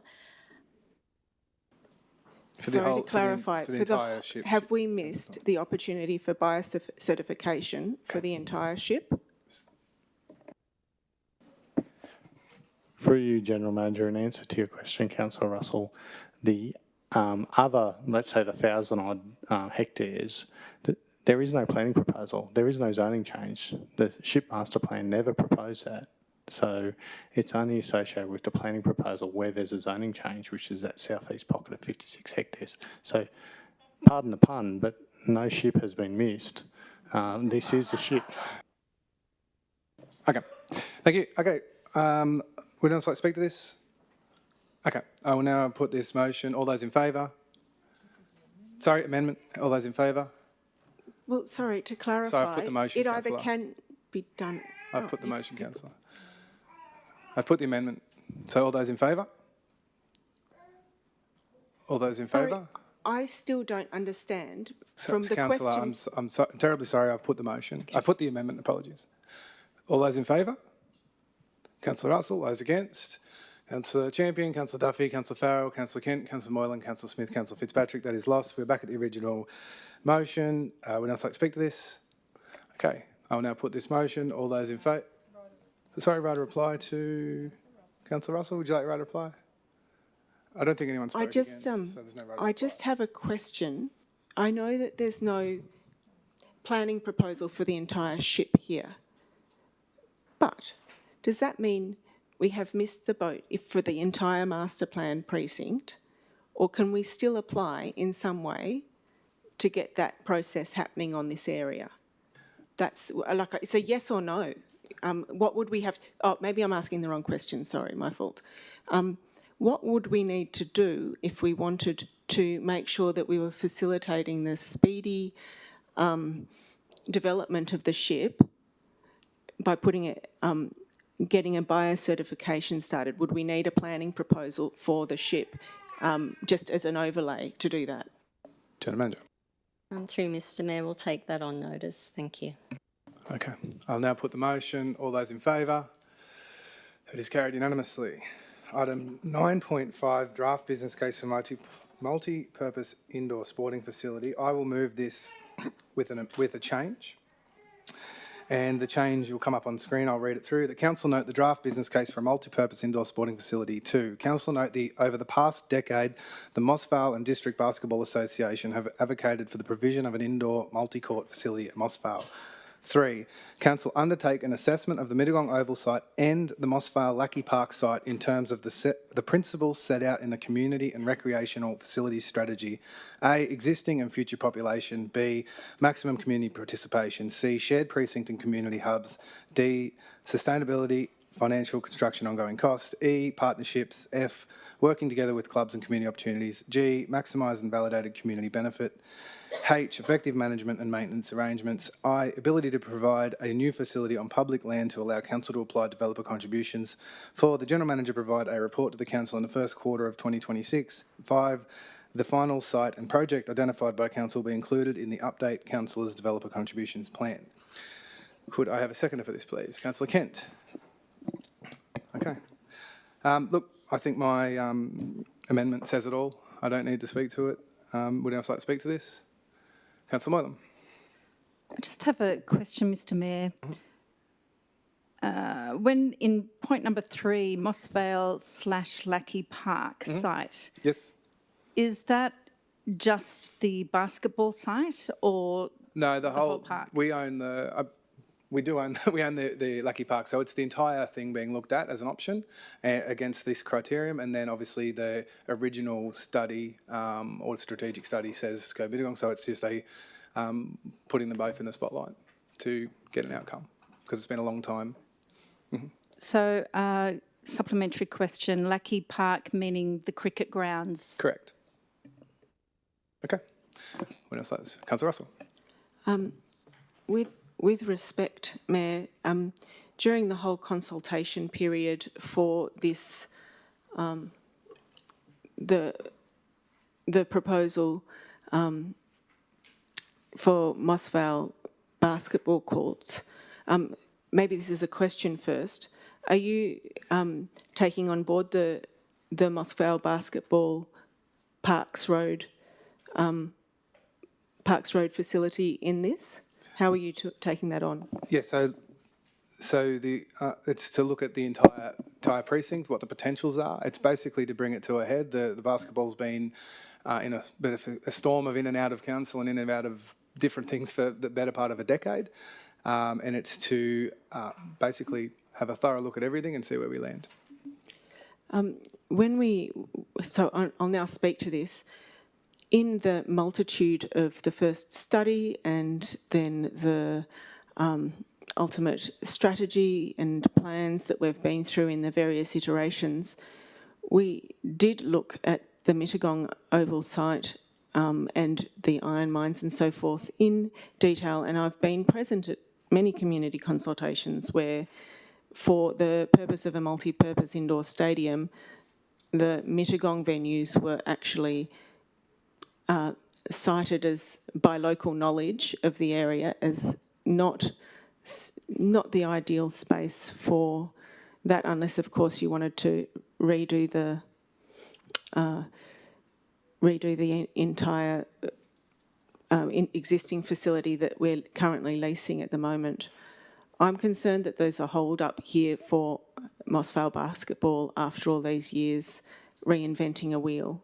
So I'm sure this amendment will get up, but I would have preferred that we are able to actually just help get the Mossvale basketball facility underway now, because they've been waiting so long. They don't need another study or survey or whatever. They just need our support to get it happening, and we can still have a deeper look up the other end for something else. So anyway, that's my thoughts. Okay, I'd like to speak to this. Councillor Moylan. Thank you, Mr Mayor. I've got a couple of questions, background questions. The Gillick Centre, is that a multi-purpose sports centre, and do we have a VPA, through you, Mr Mayor, to the GM? General Manager. Through you, Mr Mayor, I'm not clear on the details of the Gillick indoor facility, but we do not have a VPA, so there is no security over or community use. Okay. Any other questions? And should clarify that. There is no security of ongoing community use via a VPA, which is different to the pool, just for clarity's sake. Even though it is currently open, it's a decision by the school, which can change. Okay. Councillor Duffy. I would just like to speak for this. I believe that the motion does bring the Mossvale Basketball Association to the head, but I think it also dots our I's and crosses our T's. I don't think it's going to delay things. I think it will speed it up, but just making sure that we're covering the whole Shire. So I think what the mayor has done is sort of making sure that everyone's looked after. Councillor Champion. Thank you. I'd like to speak in support of this too. I think some of the issues that we heard earlier today in the public forum reminded us that the CRFS needs to be maintained strategically and long-term, and for the purposes of trying to sort of incorporate existing concerns into the CRFS, I think that's really appropriate because we should be maintaining strategic stability. Thank you. Okay, Councillor Moylan. Mr Mayor, I'm assuming point B, maximum community participation, will be a public forum, or how do you envision that? This is just an extract from our overall strategy, so I haven't gotten to the details of exactly what that looks like. It's just when the professional officers assess either Mittagong or when they look towards wherever they go, these are the sort of principles upon which they are coming to a finding. So I haven't really boiled down to the level of exactly how each of them to do. It's just an extract from our strategy. Mr Mayor, I'd like to add to that list. So amendment? Yeah. It's amendment with a change. Sorry, it's the motion with a change. What's your wording, Councillor? So adding to under I, so J, please. That the state, start again, meet with the state and federal members of parliament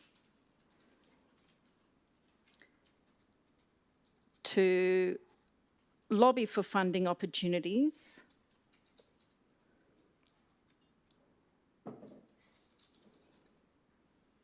on a monthly basis. Councillor, what has that got to do with this amendment on a monthly basis? Thank you for the question, Mr Mayor. I think what's critical here is funding, as the staff report refers to.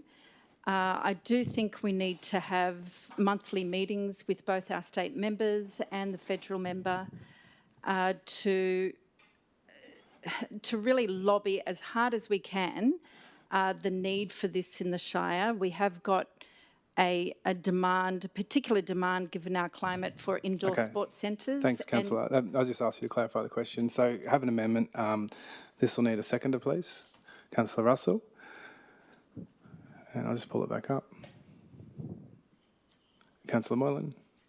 Yes, I think there's an opportunity not only for the indoor sports centre we're looking at here today, but other opportunities for us to really maintain and establish and nourish that relationship with our state members of parliament and the federal member of parliament. This funding is going to be critical to the success of this. It's either going to be funded by council in terms of an acquisition, or a lease, or some grant funding. That is going to be the determination of the success of this. So we need to have earnest conversations with our members of parliament and to prosecute a very strong case and move this to the next level. Councillor, J to me doesn't fit in with the principles set out, so that's not a part of the criterion upon which they're going to assess this. I'm more than happy to meet with the state and federal members as a point six, I believe, and look, to be honest, quite frankly, monthly is not going to happen on behalf of their diaries. We meet sort of quarterly as it is, and so I'm more than happy to have a point six that says upon coming to this conclusion that we engage with our state and federal members, and I'd like to take out the monthly. You happy if I do that? I wouldn't say I'm happy. I think point 6, you're right, that flows better. It's not part of an assessment, so I accept that. I do think we need to meet with them more frequently, and particularly for this project, make an earnest attempt to lobby for funding. So I would insist on monthly. So if I change, so I'm sort of getting out of the procedure myself here. So because you don't want to sort of come to an agreement, I'll ask that we continue on debating your amendment under J, unless you want to remove that. You could always raise another amendment if you'd like to. Governance, do we withdraw or do we vote? Let's deal with it. So let's just deal with J as it is, and then you're welcome to move another amendment should you choose. So would anyone like to speak to this? Okay, I will now put this amendment. All those in favour? Councillor Moylan, Councillor Russell, all those against, Councillor Champion, Councillor Duffy, Councillor Farrell, Councillor Kent, Councillor Smith, Councillor Fitzpatrick. That is lost. So we're back at the original amendment with a change. Motion with a change. I'm happy to add in a point 6. Well, actually, I can't amend my amendment, so would you like to remove a... Yep. Yes, Mr Mayor, I'll move an amendment to add a point 6. Mm-hmm. So the same wording? Yes. Okay, if we can put that in there. Can I get a seconder? Councillor Russell? Okay. Would you like to speak to that again, or are you good? As I said, this is going to be critical in the success of this project. The reason for the monthly meetings is to be persistent. Certainly the Basketball Association has proven their persistence, and I think we can match it by having very persistent and earnest conversations with our members of Parliament. I'm open to any other suggestions, but to my way of thinking, that's a practical way to really persistently lobby the members of Parliament. Councillor Smith. I'd just like to, I feel very uncomfortable with adding the monthly basis. I think that both it's impractical, and my concern would be it would have the reverse effect of the objective. So I think the idea of lobbying and meeting with state and federal members is fine, but monthly is, I don't feel comfortable with adding that. Thank you. Councillor Kent. I'd like to speak against the amendment, particularly the word monthly. As people might expect, given the colour of my tie, I'm reasonably in regular contact with our federal member. There will be times, months, when there's federal parliament sittings. You won't be available to meet monthly to talk about this. She simply won't. So remove the word monthly, and I'll probably align with it. Are you happy to move, or you would like to put it to vote? No, I'm happy to move it. Okay, so move the monthly just delete basis. monthly. Okay. Opportunities. But I would like to add. So after lobby in earnest for funding opportunities. Sweet.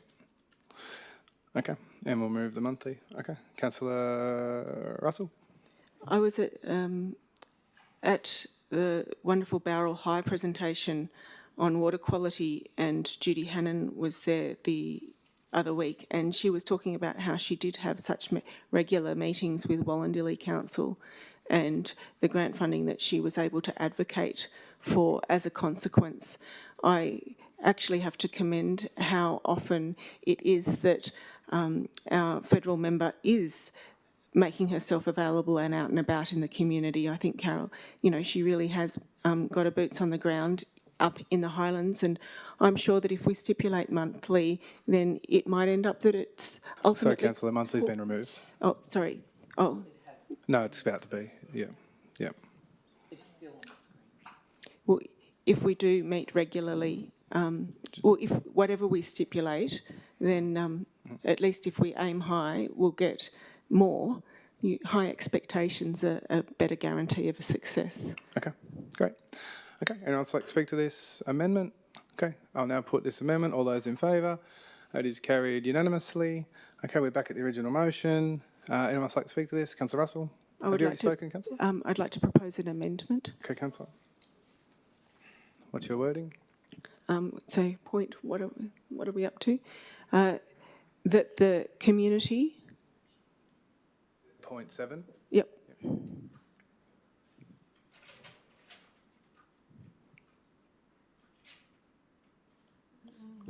should I just keep reading? Are you okay?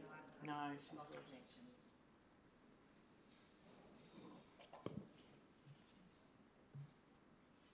We might. No, do we risk having another break? Do you want to have a? Do you need a short break? Are you good? Good. Keep going.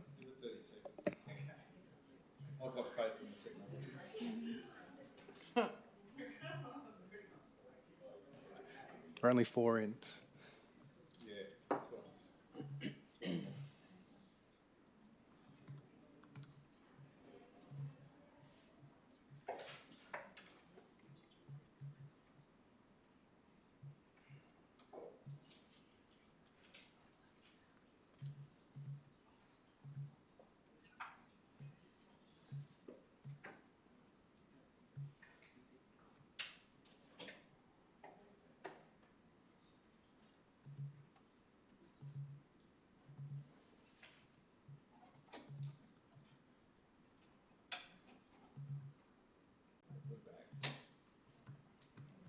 Okay. Your amendment, councillor? Point 7. That the community and recreational facilities strategy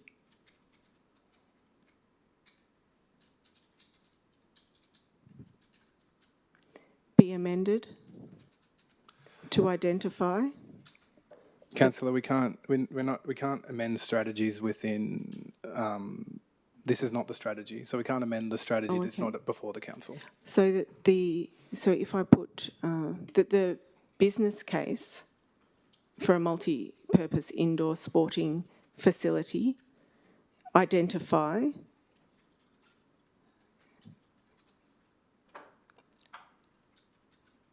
the MVBDA proposal at Parks Road. Councillor, you're talking about this current one or the cases to be made moving forward? Well, I think the Moss Vale Basketball Association have already essentially provided all of the business case over and over and over again for this. It doesn't stop us from looking at Lackey Park as a broader master plan and how to sort out what to do with Lackey Park if we identify Moss Vale Basketball as the multi-purpose indoor sporting facility in Moss Vale. I have no idea what you're saying. I'm sorry. Okay, Yeah. so Just finish your amendment and we'll go through it. what are we up to? So the business case for a multi-purpose indoor sporting facility identify the Moss Vale proposal at Parks Road, Moss Vale, full stop, point 8. Council provide in-kind support to cover the DA fees for the Moss Vale. Councillor, look, number one, you need to provide a costing for this. Number two, there is no proposal. We've got to go through the step of undertaking an assessment, and now you're sort of bypassing points 1 to 6 to start to support a DA. You've really... But well, there's still space, there's still... So what's a DA cost? It's in our fees and charges. So where's the money coming from for this amendment? It's in-kind support that council is providing to Moss Vale Basketball to make up for the delay of so many years. But councillor, we haven't undertaken point 3, which is undertake the assessment of Mittagong Oval, Moss Vale, Lucky Park sites. You're sort of... Well then, sorry, this would be we can something take... that you Okay, could so potentially my move to the next apologies. step. We can leave in undertake an assessment of the Mittagong Oval site and remove and the Moss Vale Lucky Park site. So just council undertake an assessment of the Mittagong Oval site in terms of the principles set out. Yep. because we may as well look at the northern end and the southern end if we're thinking long term. Councillor, it's still out of order to attribute resources for starters, and two, the 0.7 it's not clear. Like, how can it go before the council if it doesn't make sense? But the Moss Vale Basketball haven't they provided us with their entire business Under the case principles proposal? set out in the CRFS, as per the amendment that I'm proposing, the all motion. all of those issues have been addressed I don't believe they have, councillor. again and again. So we're about to go through this process. That's what we're. Well, And I've again, just, point 8, it I have requires the listened resources. to submissions and submissions, so I still. So I'm I going to don't rule see- number 8 out of order unless you can provide a funding for starters. And number 7, I'll let it go to the vote, but I don't personally understand it. But for the sake of transparency, I'm happy to vote to put it to the floor. Well, from everything I've seen from Moss Vale Basketball, they have identified all of those issues in their repeat submissions, which is why I'm putting the amendment. We can still do, we still need to do a business case for Mittagong. We're a regional area and we can't expect people from the north to travel all the way down to the south, and nor should we expect people from the south to travel all the way up to the north. So it's So you'd just like to saying, leave point let's 7? get things happening. Okay, so you'd like to leave point 7. I can't allow point 8 unless you can identify a resourcing fund because it requires Okay. resources. Okay, let's just put in point 7 then. Okay, thank you. We don't, can I get a seconder for this? I've just got a question, Mr Mayor. There was a deletion of, in 3, of Lackey Park. No, sorry, yeah, So- that's... Was that a typo, or is that... No, that was part of Councillor Russell's amendment before Right. we sort of I landed see. here. So I'll get that fixed up, please. And then, yeah, so we're voting now on an amendment to add point 8 in. Point 7 in, apologies. Could I have a seconder for this? Councillor Moylan, Councillor Russell. I'm sorry if that seemed a bit confusing. It was a point that came up repeatedly when we were doing the consultations. We're a regional area, we need regional facilities. As it stands, we have a proposal which is shovel ready. We're at the stage where it could just go ahead. If this goes in now, we can get it into, they can put in a DA, we can get going and we can start to build these facilities for our kids. I mean, we have been waiting, we've already held up how many generations from having this amazing facility in the start. As I think Councillor Kent and Councillor Smith have referred to in previous, with the aquatics, let's not delay this, let's get it happening, There's no reason, it's shovel ready. We've all seen the quality of this proposal. And then we'll investigate Mittagong and then we're getting going. Okay, thank you. Would anyone else like to speak against this? Okay, I propose we put the motion. All those in favour of putting the procedural motion, can I get a seconder, to put the motion? Councillor Smith. All those in favour of putting the motion. This is the amendment, apologies, not the motion. So we're putting the amendment. Councillor Duffy, Councillor Kent, Councillor Russell, Councillor Smith, Councillor Fitzpatrick. All those against? Councillor Champion, Councillor Moylan. I will now put the amendment, which is the point 7. All those in favour? Councillor Russell. All those against? Councillor Champion, Councillor Duffy, Councillor Farrell, Councillor Kent, Councillor Moylan, Councillor Smith, Councillor Fitzpatrick. Okay, we are now back to the original motion that has, sorry if I could just pull it up on the screen. So we're just all the way down to point 6 now. Would anyone else like to speak to this original motion? Okay, I will now put this motion. All those in favour? Carried unanimously.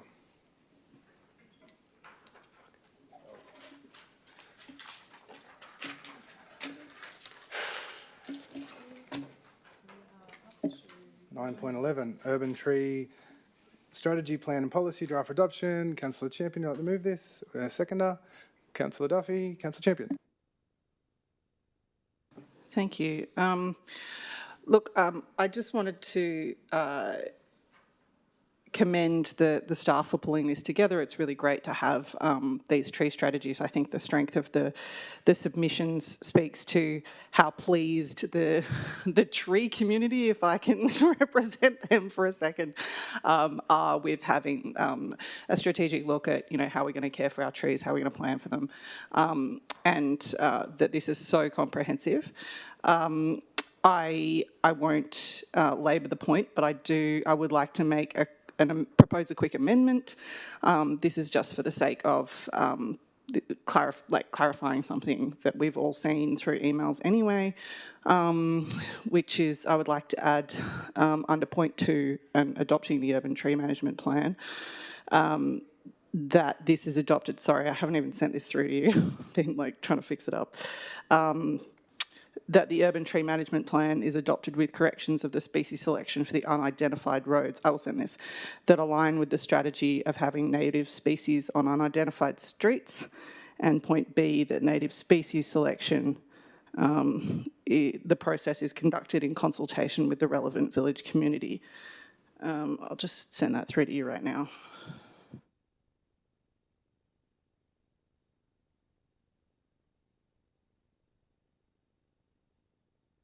Move with the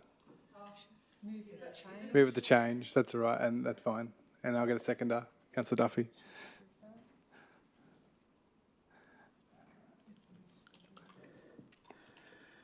Thank you, Ms. Ligard. This should have gone through to your teams.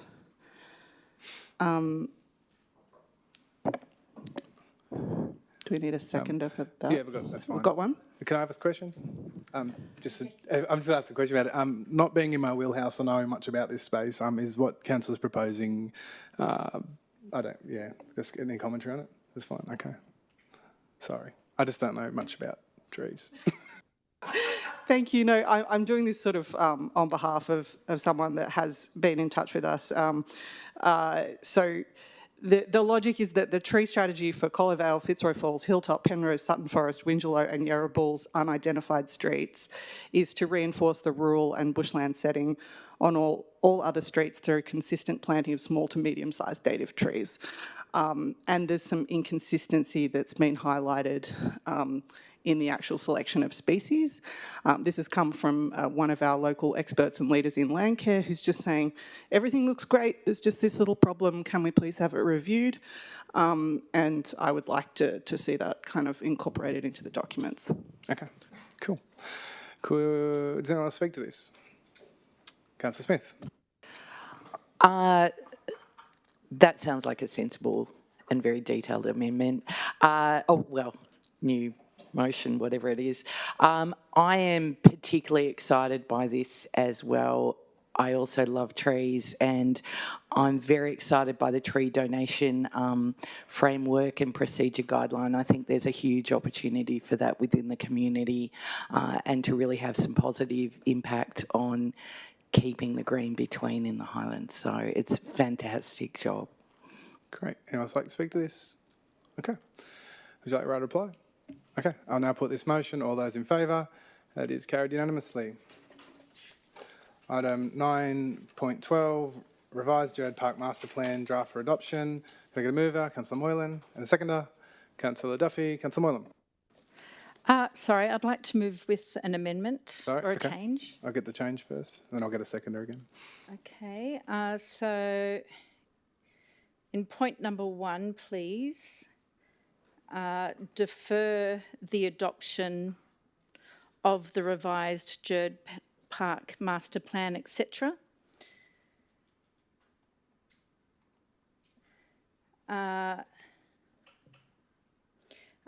And then after, in this report, comma, until an alternative site is identified for the Loop Line Pony Club, in the event the subsoil drainage project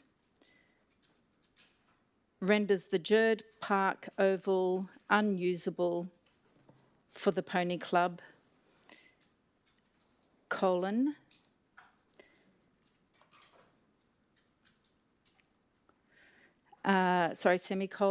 and then point 2, a new point 2. Thank you. Council consult with the Loop Line Pony Club to assess their needs for an alternative site. And then we delete the previous point 2, please. Okay. Could I get a seconder for this? Councillor Russell. Councillor Moylan. Thank you, Mr. Mayor. This master plan has been on a journey, and it's very exciting to see that we're responding to community input and needs and adding the pump bike track and the swing set, etc. However, it is coming at a great cost, not a financial cost, but a cost of another sport, which is equestrian. And equestrian sports is a distinguishing feature of the Shire. You don't often get the opportunity for equestrian sports in many areas, but we have it here, and it is something that is precious and needs to be protected. And this report indicates that there are drainage issues that need to be assessed, and if the report comes back saying that the drainage issues can't be resolved in the Gerd Park, then the Loop Line Pony Club won't be able to continue their sport. The Bong Bong Races is on this week. Equestrian is an untapped opportunity in this area, and it's also part of our destination strategy. We need to support the youth and in their chosen sport of equestrian. So I would like to explore how we can coexist equestrian sport with the swing set and the pump bike track. I think it's doable. So this is why I have suggested that we defer this just to tweak it and make sure that we involve the Loop Line Pony Club. I saw a lot of written submissions from the Loop Line Pony Club, but A. Perez stood out where they say, and I quote, "Pony clubs in the Wingecarribee have very limited access to suitable facilities. Loop Line Pony Club is one of the few remaining active clubs following the closure or merger of others, such as Mossvale or Burradoo." So we have to incorporate this pony club in our assessment, and I would like to understand what their needs are, if there's a solution that we can come to, and then come back to the table with this master plan and bring it back to council for a resolution that meets all communities' needs. Okay, thank you. Councillor Kent. A question to the General Manager through you, Mr Mayor. The Loop Line Pony Club made extensive representations during the period of public consultation, and I'm reading the officer's recommendation, which sees the plan as as presented to us today before the proposed amendment. Can I please get some background additional commentary as to the reasoning for the officer's recommendation as it stood? Thanks. Manager. Thank you, Mr Mayor. I'll hand over to Mr Robinson as the Manager Assets, and just if Mr Robinson, you can talk about the licensed area that the Pony Club have use of and how that sits within the overall master plan and any potential overlap with the Oval. Thank you. Thank you, General Manager. Through you, Mr Mayor, I think a couple of things to note are that the Gerd Park Master Plan is already an endorsed master plan of Council. The purpose of this report is to seek a revision of the master plan. The sole bit changing is in relation to the play facilities up around the amenities, where you can see that change there is to introduce some more youth-focused facilities in relation to some skate and biking elements. As part of the existing master plan that's endorsed by Council, it already features the formalisation of the ovals into a multi-purpose facility that could be used either as a central oval or 2 rectangle fields. And as part of that, even within then the recently adopted Section 712 contributions plan of Council, it features the works projects for the installation of subsoil drainage, as well as then the installation of sports field lighting in next financial year. In terms of the current interaction of the sports field and the Loop Line Pony Club, the Loop Line Pony Club does operate under a user agreement for what is clearly the sole purpose dedicated area for the Pony Club. However, as part of their user agreement, the annual user agreement, it does include provision for limited use of the eastern field. And so that's, I guess, what's referenced within the report. Obviously, there are considerations to be made if a field is going to have mixed use of both horses as well as soccer or cricket. Given the investment and the endorsed master plan, the intent would be to ensure that priority would be given to those organised sports because there is the investment of sports field lighting and irrigation. However, what will remain to be seen is post the installation of the subsoil drainage, the field will be less boggy, essentially. And so it may be that the use is compatible. I guess the main point is that the master plan doesn't directly speak to the future use of the field in terms of users, but more speaks to purpose and function. Okay, thank you. Okay, anything else? Mr. Mayor, I have a question. Through you, Mr. Mayor, to the General Manager. I want to make sure that my point is clear, so I'll put it in the form of a question, that deferring the adoption of the master plan to have a conversation with the Pony Club and look for solutions for them. My understanding is that that's quite different to changing the master plan. Is that fair to say? General Manager. I need you to ask that question again, Councillor. Through you, Mr. Mayor, to the General Manager, if we defer the adoption of this to have a conversation with the Loop Line Pony Club and look for solutions, that, as I understand it, doesn't mean that the master plan has to be changed. General Manager. Yep. Thank you, Mr. Mayor. As the manager stated, the master plan is already adopted. It's there. The reason why it's before you is the change in the within the master plan. I think it's page 745 of the attachments. It's to facilitate the play space or the playground. Pony Club will still have existing use on the right-hand side. So when there's no loss of use for the Pony Club under the licence agreement.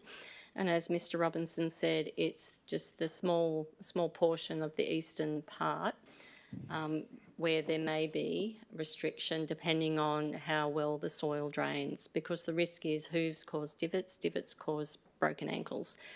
But I just want to make it clear the existing Pony Club remains. They're still there and they've still got I don't know what size it would be, Mr. Robinson, but a fair, probably about a quarter of the overall site is dedicated towards Pony Club. Okay, thank you. What else likes Councillor Duffy? I just have a question. Sorry, so the master plan's already approved, and so if we defer this, it just means that the master plan stays as is, but then there's just no youth element included in the master plan. Am I correct? We'd be deferring this one element of the adjustment, not the entire. Correct.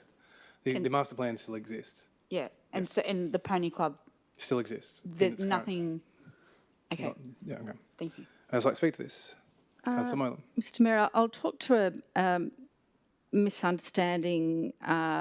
My reading of misrepresentation? The misunderstanding and misrepresentation. There's no misunderstanding. There's only misrepresentation. Well, misrepresentation. Having read through all of the written submissions, the Sorry, very Councillor, how have you been section, misrepresented?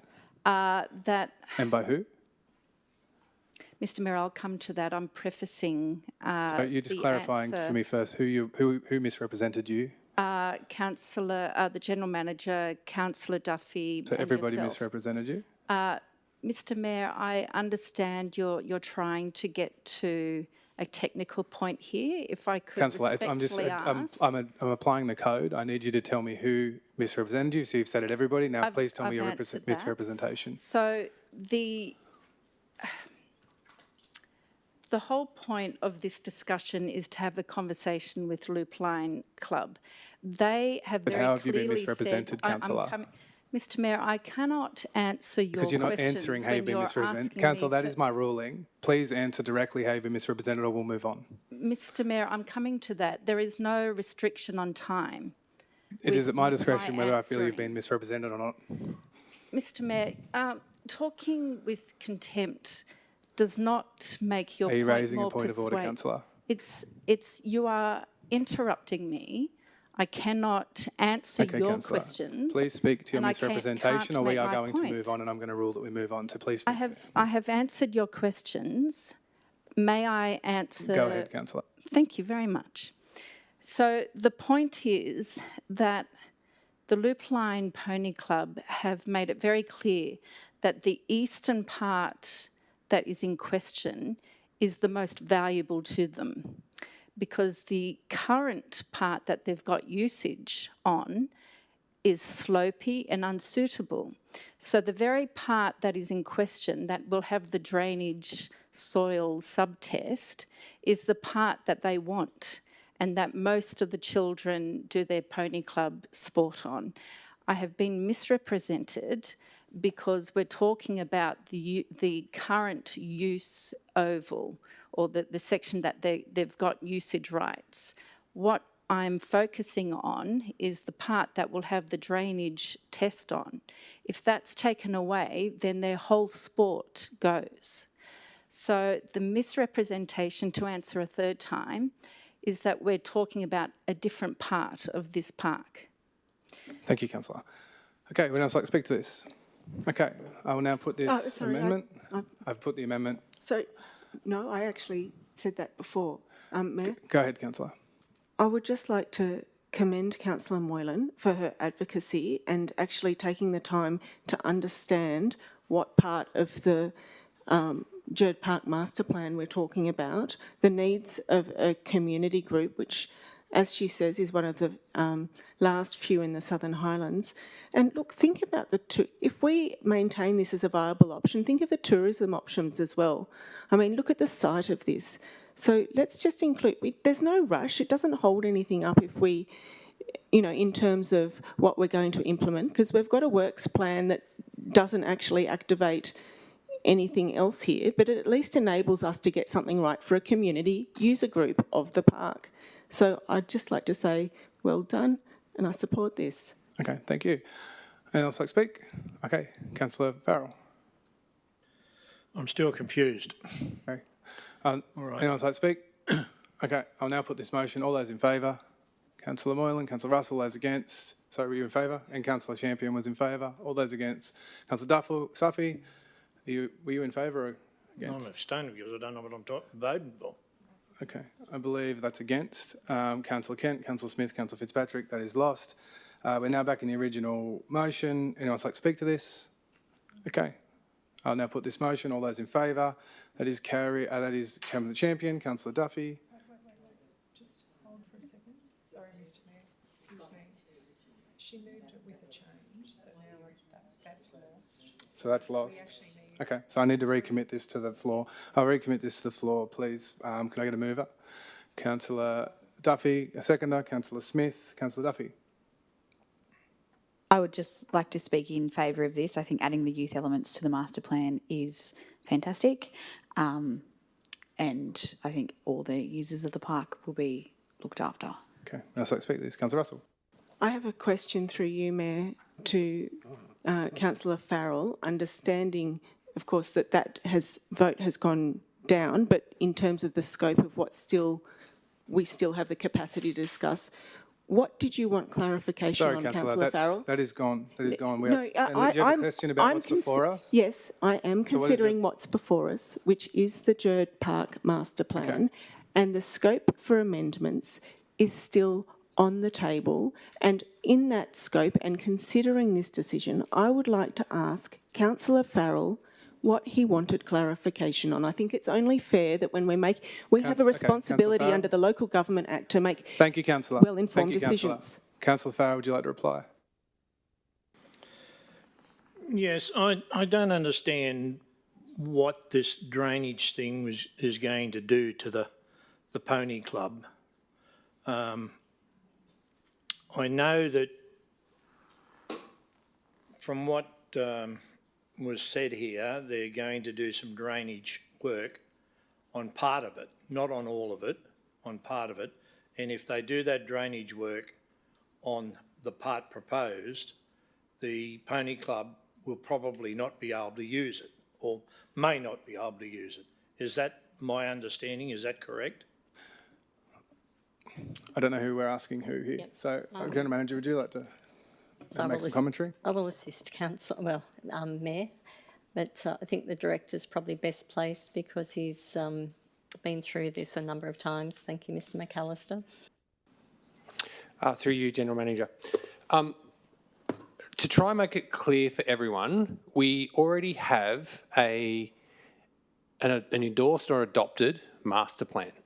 As part of that master plan, on the field, so there's a large open space that can either be a large cricket pitch or 2 rectangular fields. The purpose of that master plan is look at improving that to actually create it a multi-sport. So that's where we could play cricket, soccer, etc. We already have interest from the Mittagong Soccer Club because they are a Guyran club and they are outgrowing their existing site at Iron Mines Oval in interest in actually moving out there. And by adopt the endorsed master plan that we've already got, plus this drainage improving plus lighting, would actually provide a facility for multi-sport and multi-club to actually use it throughout the season. It is a boggy site at the moment, and that drainage, so the surface level will be an improved playing surface. It'll further be improved by the drainage, so actually taking the water away, which will mean that teams will be able to play on it more weeks of the year. The difficulty comes is the combat between people's sport, and I'll use soccer as an example, and hard-hoofed sport and the damage that hard-hoofed sport can do to soft ground. Now, that's an argument that we're going to have to go through, or a discussion, probably more so, with the Loop Line Pony Club, because the endorsed master plan currently already enables us to look at improving the facilities and then how those facilities are going to be able to be used in conjunction with people-based sport and hard-hoofed sport. The master plan before you today, the only changes to that relate to the youth-based elements and the elements requested by the community through the railway park that is just being delivered that couldn't actually be delivered on that site. Thank you. Let's speak to this. Councillor Russell. So, thank you, Mayor. Through you to Councillor Moylan. Why will the drainage, as it stands, impact the Pony Club? Thank you for the question. Through you, General Manager, through you, Mr Mayor, to Councillor Russell. In the report, and this will be for the benefit of Councillor Farrell as well, in the report we have before us, it says the viability of continued use of the sports fields by the Loop Line Pony Club will be reviewed following the completion of the subsoil drainage project. If satisfactory condition of the sports fields cannot be maintained as a result of this usage, then usage of the sports fields will need to be restricted to organised summer and winter sports alone. So, and what the club is saying is that the current area that they have usage rights for is inadequate for what they need to do. It's not big enough, it's on a slope, and learning how to ride a horse on flat land is difficult enough, but on a slope, it's intermediate level. So these kids are using this eastern area that will be subject to the drainage test. If that's taken away from them, then the whole club goes. The club can't pick up and move to another equestrian area easily.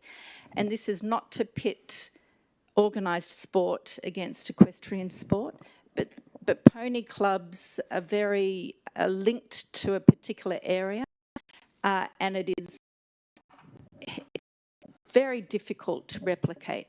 And we've already seen other pony clubs go.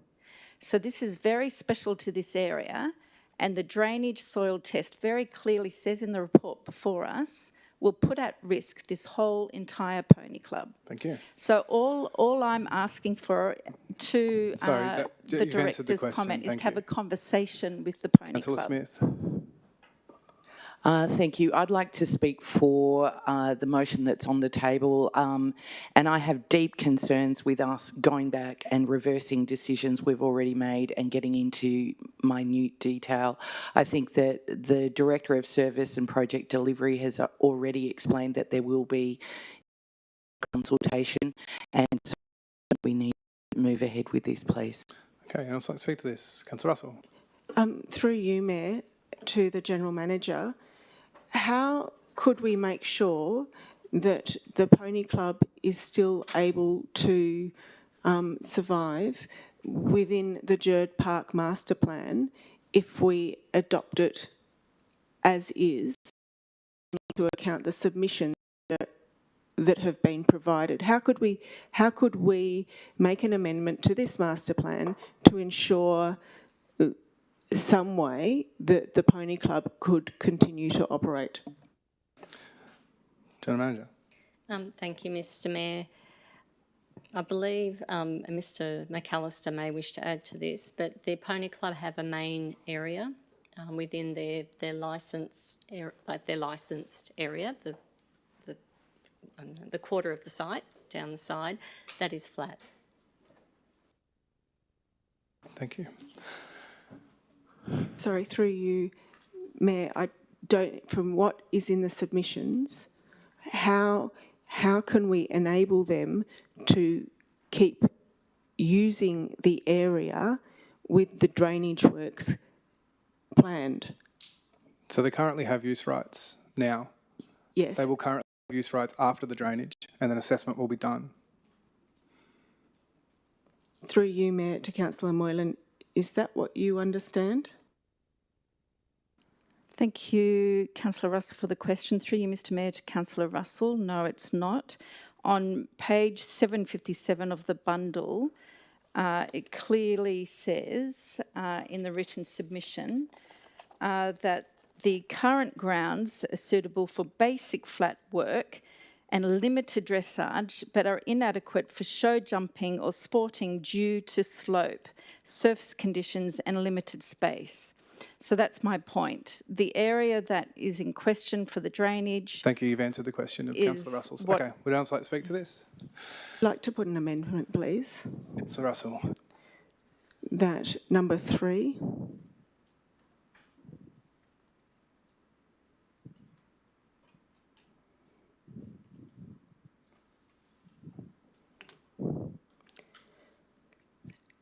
Council consult with the Pony Club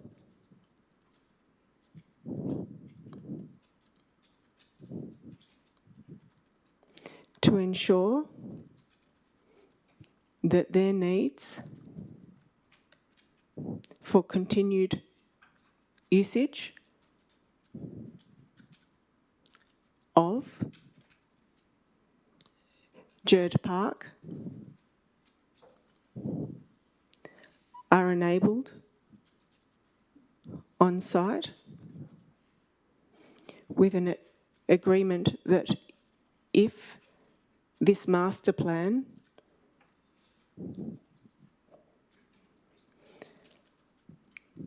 is found to be incompatible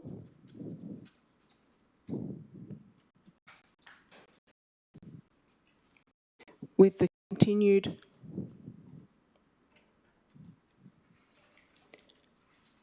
operation of the Loop Line Pony Club, then this master plan will be brought back to council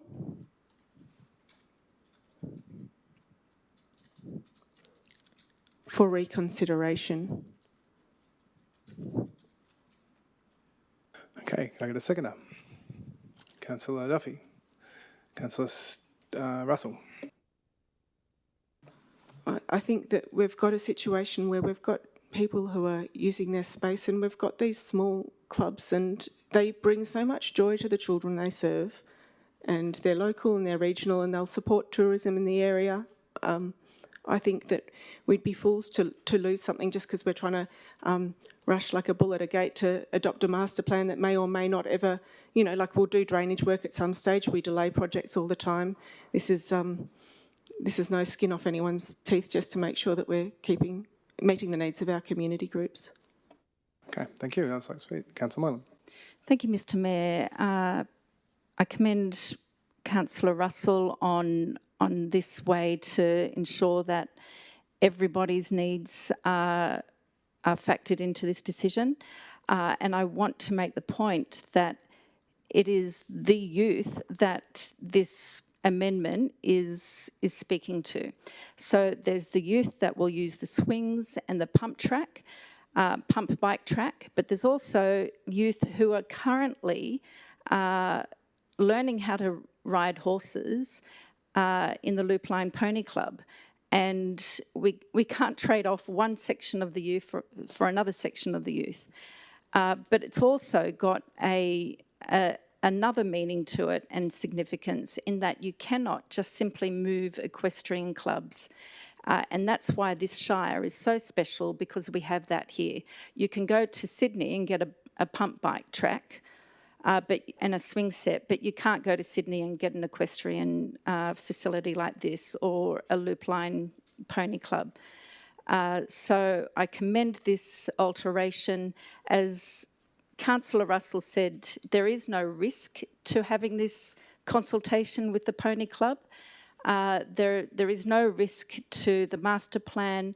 I referred to the Director of Service and Project Delivery's comment earlier when he said that we need to have the conversation with the Pony Club.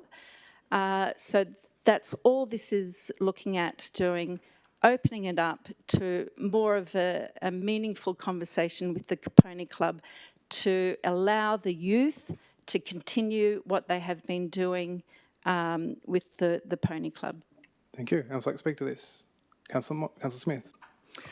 I'd like to speak against this change. I'm really concerned about putting the line to ensure that their needs are met for the continued usage. I see that as highly risky for a document such as this, so I feel very uncomfortable. Thank you. I would like to speak to this.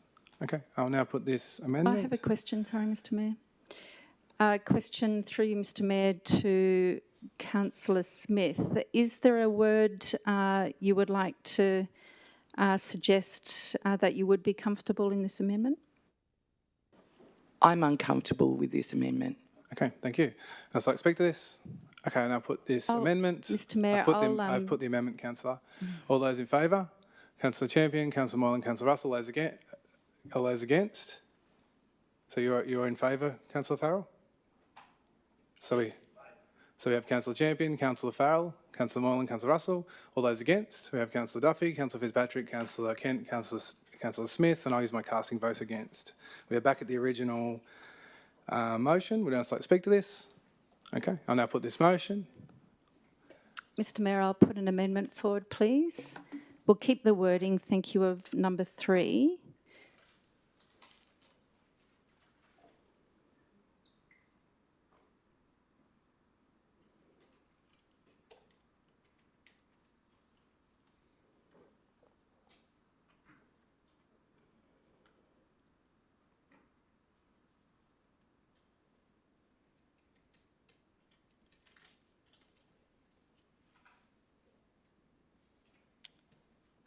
If we could keep the wording of number 3, thank you.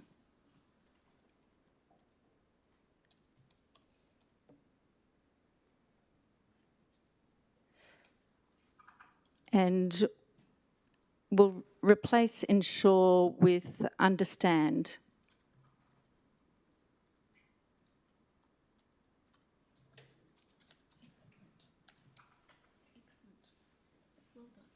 So councillor, let's consult with Loopline to understand their needs for continuous use of park. So you're just saying acknowledge, understand the situation rather than ensure now. Okay, that's great. Okay, And I'll speak to that amendment. Thank you, Mr Mayor. can I get a seconder? Councillor Russell, go ahead.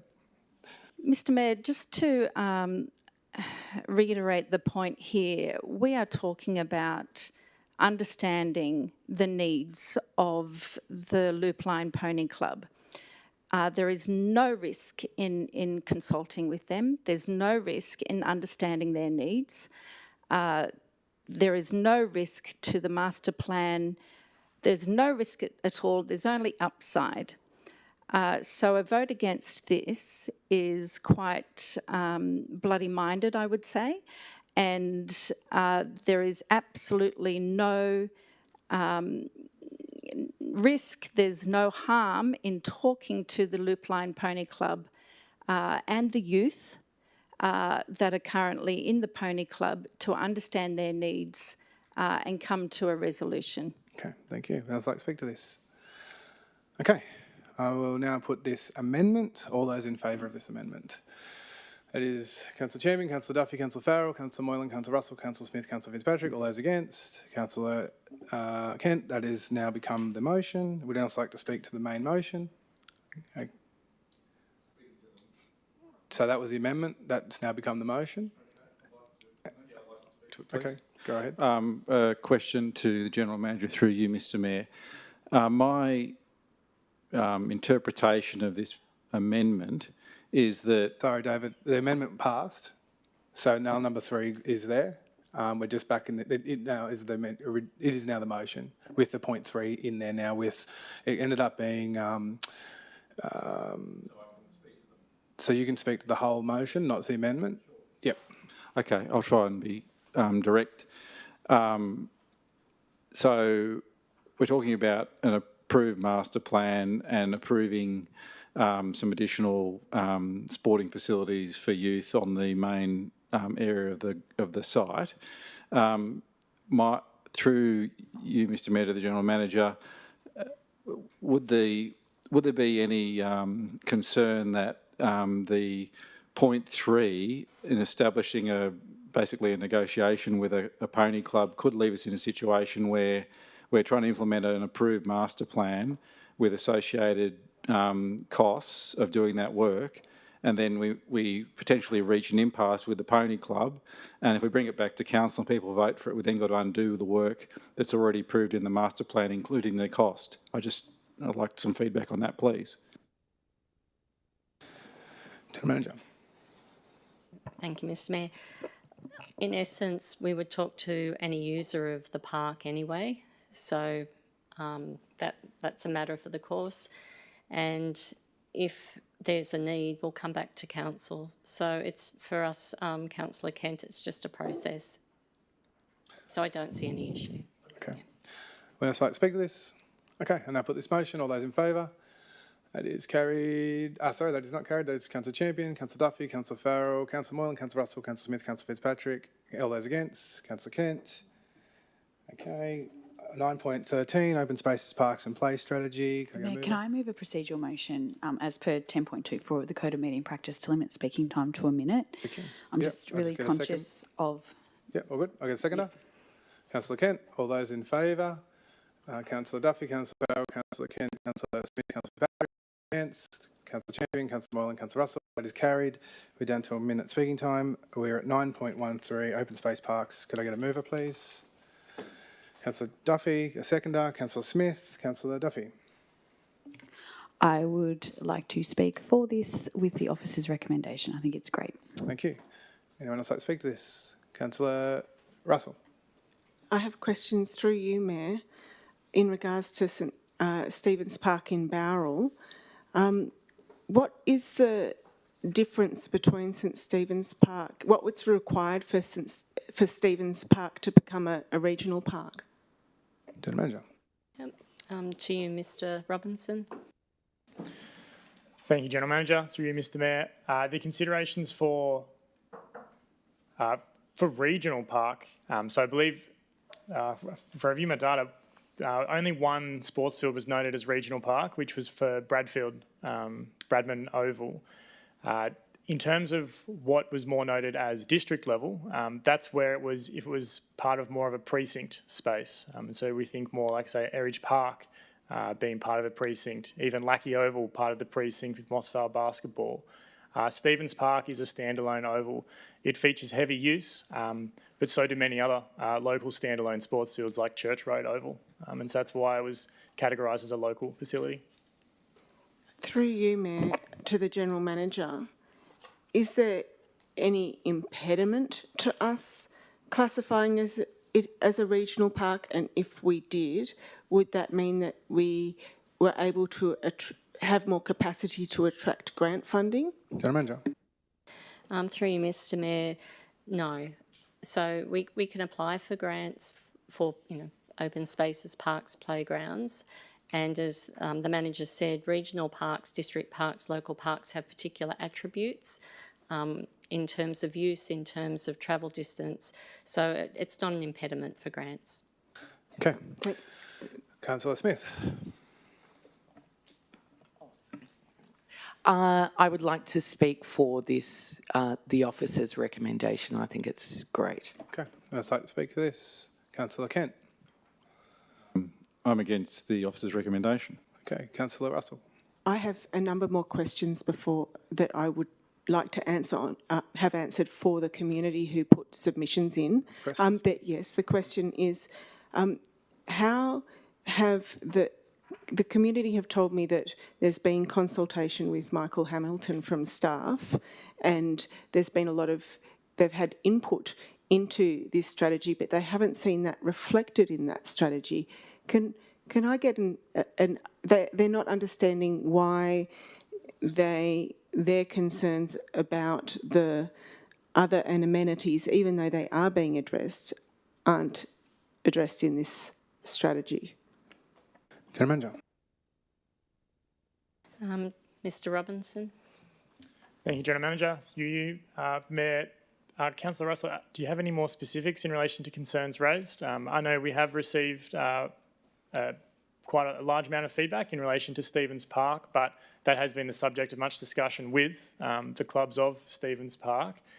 In terms of the strategy itself, I believe it's even referenced within the strategy that it draws upon a lot of the existing strategies, combining them into a more consolidated strategy, and then also draws upon the consultation efforts of the CRFS and other strategies that were done at the time. But you can see this is more to form an overarching document with the objectives of defining recreation types, giving us some qualitative guidance as to how to do that well across our portfolio, and then offering some clear categorisations for our sports fields and reserves. But if I'm not aware of there being any significant unrest and us having, I guess, deaf ears in that sense. Okay. Thank you. Through you, Mayor, I'm sure that community members who've, in terms of the user groups, can I have a question, please, Councillor? It's in answer to the manager's query. It was about the drainage and lighting and amenities and disability access and improvements, which had been discussed, and they. Councillor, do you have a question? Yeah. Well, I'm answering the manager's question to me. Thank you. Okay, thank you. Would else like to speak to this? Councillor Moylan. I have a procedural motion to make, Mr. Mayor. Go ahead. That councillors contribute to the governing body and contribute to the debate. Councillor. That they don't just say whether they're for or against. Councillor, that's not a procedural motion that we can accept, sorry. That's my ruling. Okay, would else like to speak to this? Okay, I will now put the motion. All those in favour? Councillor Champion, Councillor Duffy, Councillor Farrell, Councillor Kent, Councillor Moylan. That's carried unanimously. Item 9.14, I believe Councillor Moylan has to leave. Is that correct?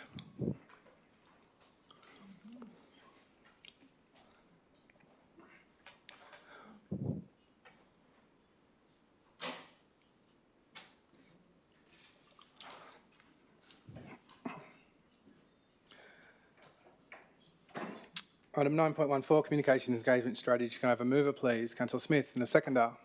Councillor Duffy. Councillor Smith. This is an area I care deeply about, and I'm very happy to endorse the officer's recommendation here. Would else like to speak to this? Councillor Duffy.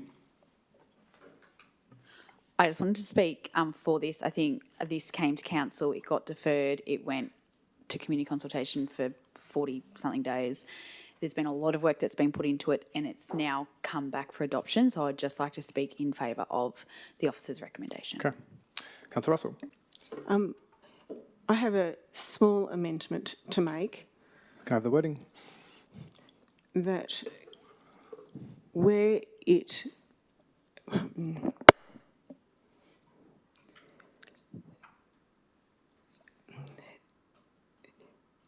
in regards to consultation with Aboriginal people, it is changed to invite and encourage involvement of traditional owners and community elders with respect. Okay. Can I get a seconder for that, please? Councillor Champion. Councillor Russell. The concept of having in respected elders is a concerning value judgment. We've got to be very careful about who we're, it's not up to council to decide who they are going to respect. It is, when you use the term community elders, then they are recognised by the community as elders. Our First Nations peoples are our first veterans, and as we know, veterans, there's intergenerational trauma, just as there is in our veterans serving veteran community, and that can make us, and that's actually existed across our entire community, and I think that we need to respect all our community members. So I am just clarifying that we need to ensure that we're consulting our traditional owners, particularly of this country, because it's thanks to them that we have such a beautiful place to live in today because of their ancestors' custodianship for millennia. And yes, community elders, because they've usually fought the good fight, for basic services for their communities for many years, and we can do that respectfully. Thank you. Councillor Champion. Through you, Mr Mayor, I have a question for Councillor Russell. Could you please articulate what text this replaces and the intention behind introducing this? The text it replaces, and I lost my place on where it is, but it'll be able to be found quite easily. It just talks about that council's going to consult with respected elders. And so it's just taking it. I can actually specify that if it helps in the amendment, but I think it should be, from the directors nodding her head, I think that's sorted. Okay. Sweet. Anyone else like to speak to this amendment? Okay. Councillor Farrell. I don't agree with it. Thank you. Okay, I will now put this amendment. All those in favour? Councillor Champion, Councillor Duffy, Councillor Kent, Councillor Russell, Councillor Smith, Councillor Fitzpatrick. All those against? Councillor Farrell. Okay, that is now the main motion. I would also like to speak to the main motion. Councillor Champion. Thank you, Mr Mayor. I just wanted to express my huge appreciation for the community members that did take the extended exhibition period as an opportunity to provide such thoughtful feedback, as well as those who made the effort to join me for some additional sessions that I ran exploring the strategy and what the consultation means for them. I'm aware that this kind of policy is quite abstract because it doesn't deal with what we're doing, it deals with how we do it. But I learned a lot from people about the challenges that they're facing in understanding what's going on at council, what people want and need from council and the councillors, and how we can build the mechanisms that meet those needs. And it's definitely shaped what I understand people want from me in this role, so I'm grateful for that. I just want to say, I think that this is it is a strong strategy. It's not just about communication, it's about engagement and consultation, which goes to the heart of how well we do democracy. And it's how we ensure that we're making good decisions, meeting community needs and creating the right conditions for ongoing accountability to the public. Okay, thank you. I'd like to speak to this. Okay, I'll now put this motion. All those in favour? That is carried unanimously. And I move a procedural motion. We have a 5-minute break. Okay. Seconder? All those in favour? Carried unanimously.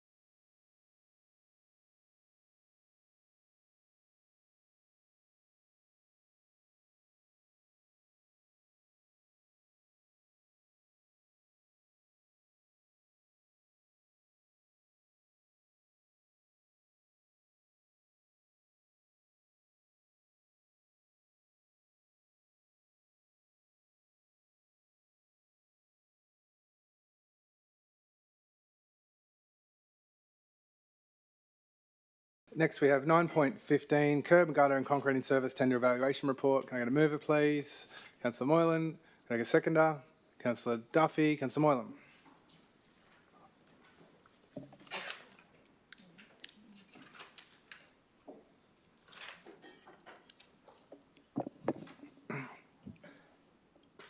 Sorry. Okay. Councillor Moylan.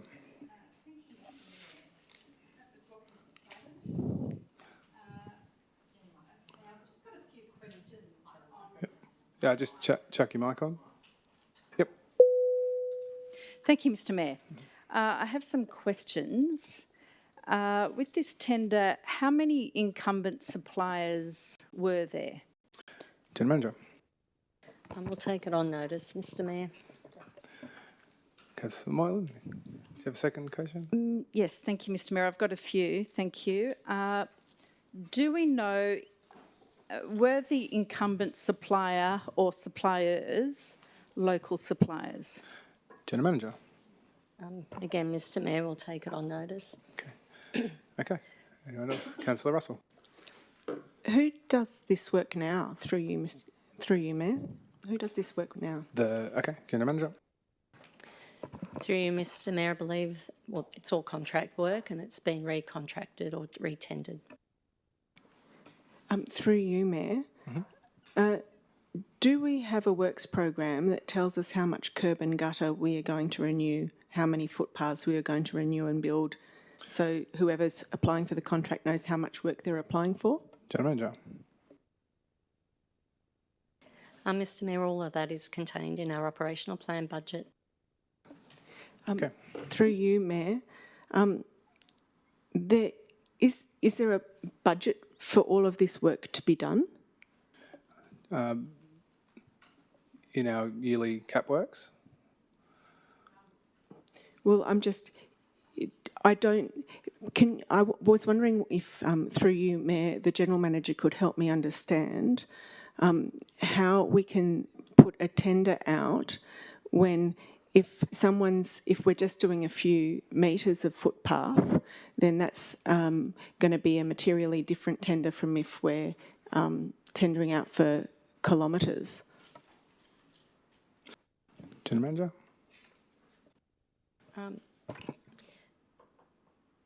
So the purpose of this tender is to create a panel. The panel then is drawn upon depending on the type and scope of work, and that's to assist in an efficient way of engaging contractors to do what's contained in our budget and ops plan.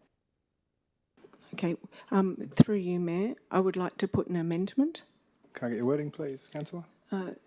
That Council, 1, defer the adoption of the tenders described in agenda item 9.15 for curb, gutter and concreting services.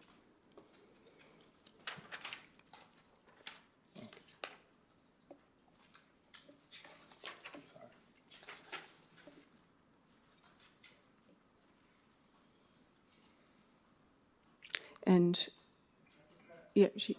described in agenda item 9.15 for curb, gutter and concreting services.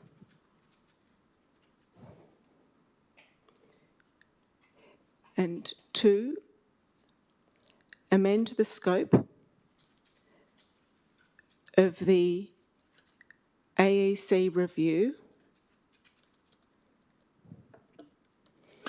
Councillor, that's not the subject of this council meeting. Yeah, it is currently underway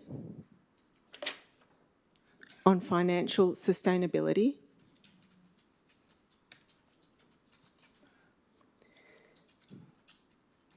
To include an urgent priority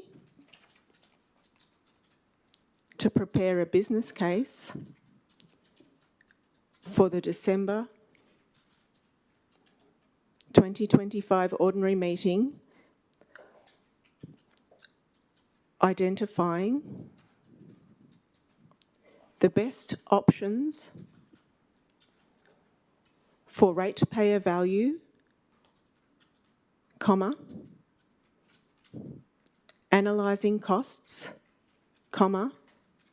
benefits and risks, comma, to ultimately support council's most fiscally sustainable investment decision regarding whether we seek and retain more in-house staff on market wages, comma, or outsource curb, comma, gutter and concreting services to out-of-area contractors, comma, with consideration of council's regional context. General Manager, can I just get some commentary on governance here? Because the AEC review is not before us. We're looking about tenders. We have very sound procurement policies that get followed, and this seems to be deviating well away from responsible practice. I don't... You're correct. Okay. I think I have to rule it out of order, Councillor. Through you, Mayor, it's actually a strategic decision that a governing body would make regarding whether... Councillor, I'm gonna rule it out of order. You do have recourse to dissent against my decision. I dissent against your decision. Okay. Danielle, we haven't... Sorry. Governance, we haven't done one of these before. Do I need a seconder for dissent? And thank you, Mayor. I appreciate the fact that you informed me of that. It's okay. I would like to speak to the Councillor, amendment. you were dealing with the dissent first. Okay, don't need a seconder. And is it put in the favour of who? Uphold my ruling? So we're voting to uphold my ruling? Okay, so we are now going to put to the vote upholding my ruling that this is out of order. All those in favour of upholding my ruling? Councillor Champion, Councillor Duffy, Councillor Farrell, Councillor Kent, Councillor Smith, Councillor Fitzpatrick. All those against? Councillor Moylan, Councillor Russell. It remains out of order, So Councillor. I'll just put in the first point then that council defer the adoption of the tenders described. So you can take out point 2. Mm-hmm.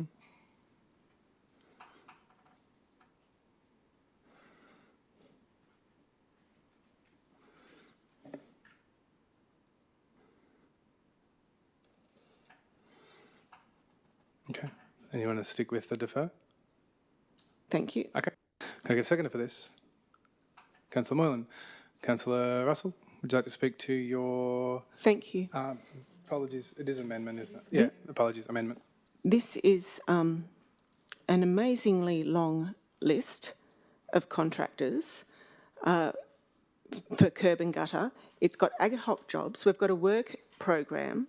There's about 25 or 30 people in that, and they're all over New South Wales. Anyone who has any basic understanding of the difference between what it will cost to get in an external workforce from interstate, from elsewhere in the state, other than just simply paying market rate for in-house employers, will know that we are setting us up to bleed, just bleed money. We need a business case. Before making a decision like this, we need to actually have a business case. Now, the Mayor might not have allowed me to include something in the scope of that, but what do we want to do? Do we want to support our local workers here? And I know that there have been business cases done which demonstrate that it's actually more fiscally responsible for council to be paying above award wages, market rates, to have in-house people, and that way we retain a workforce rather than just the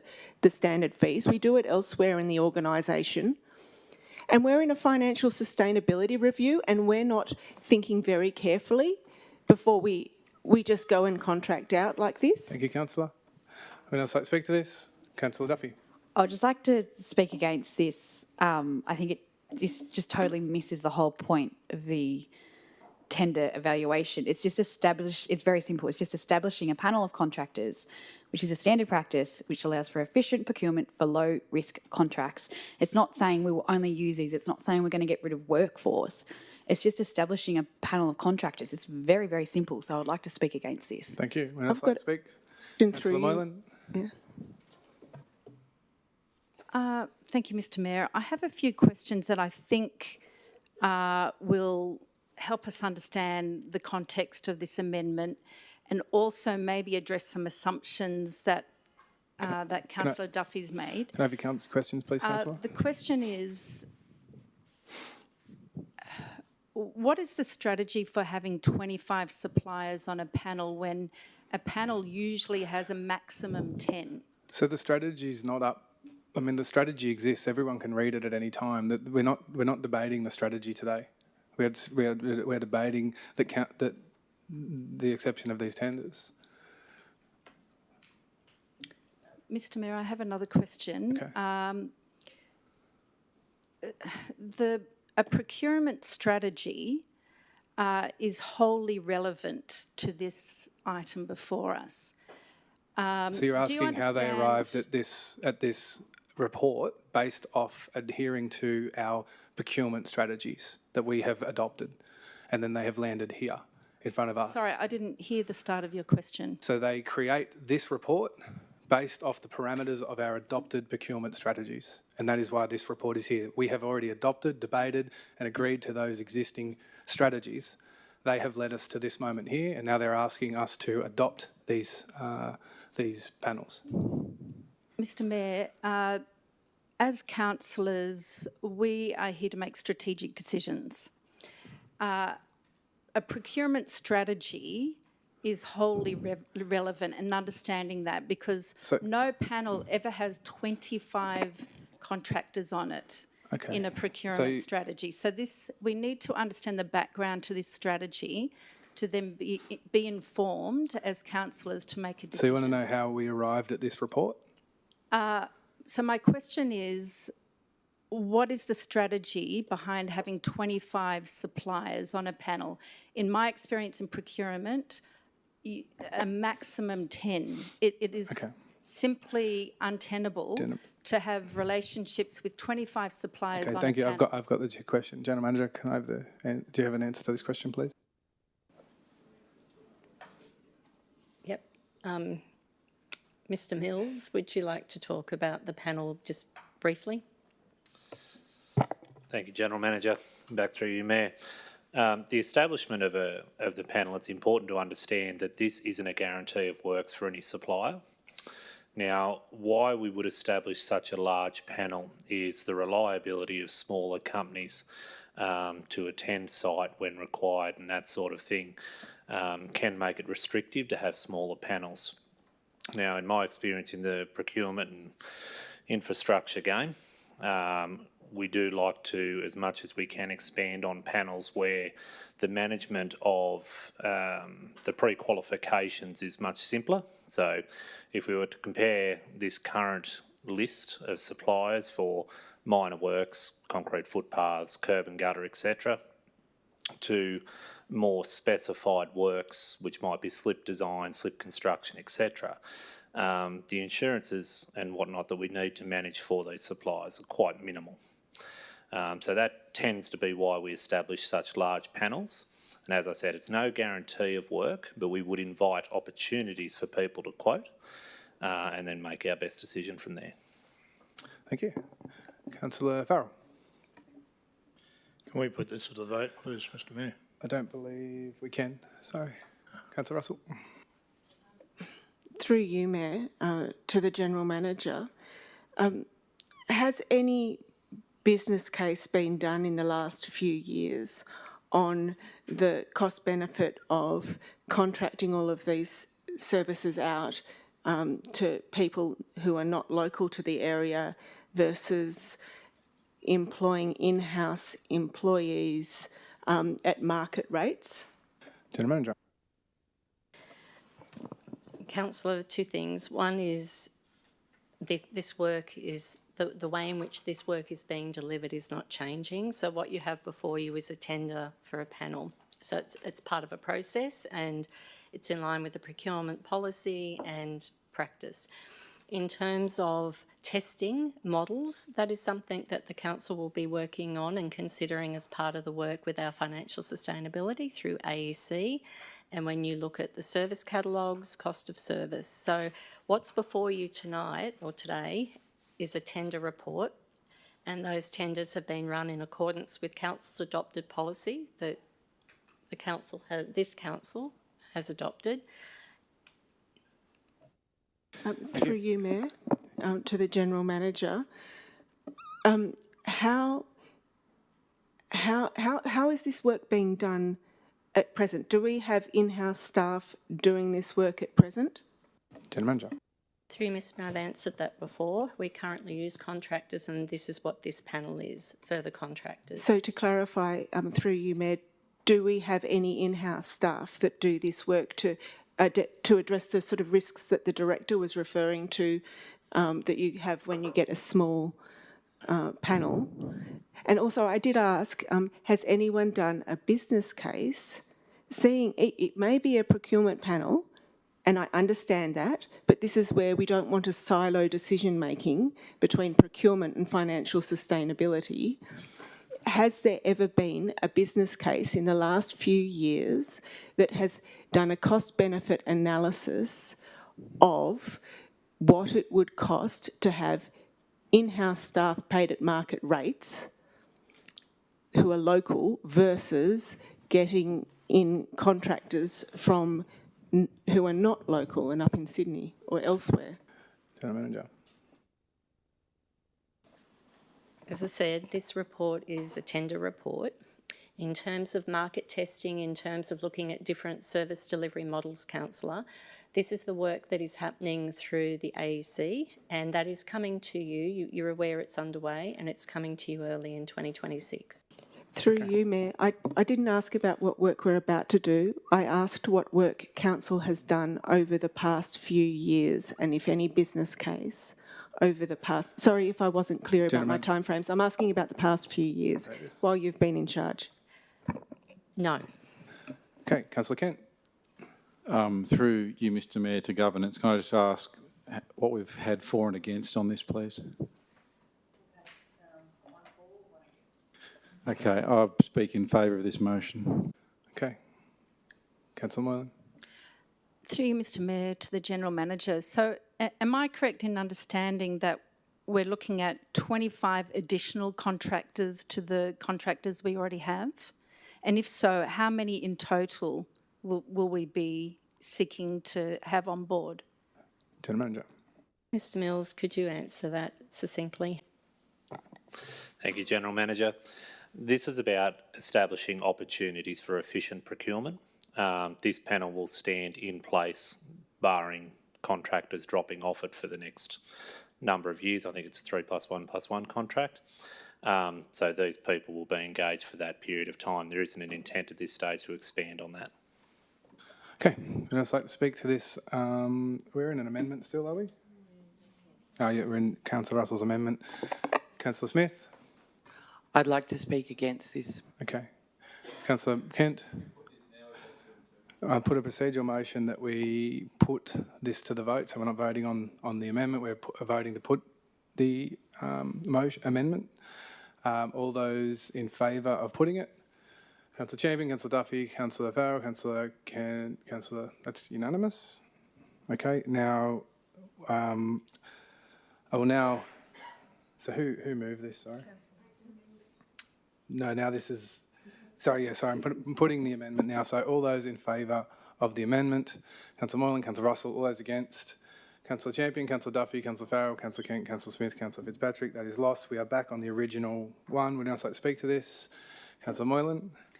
Yes, thank you, Mr Mayor. Another question. Will any council employees be impacted by this decision? General Manager. No. Okay. I'll now put this motion. All those in favour? That is... I have another question, Mr Mayor. I'd put the motion, Councillor. Councillor, all those in favour?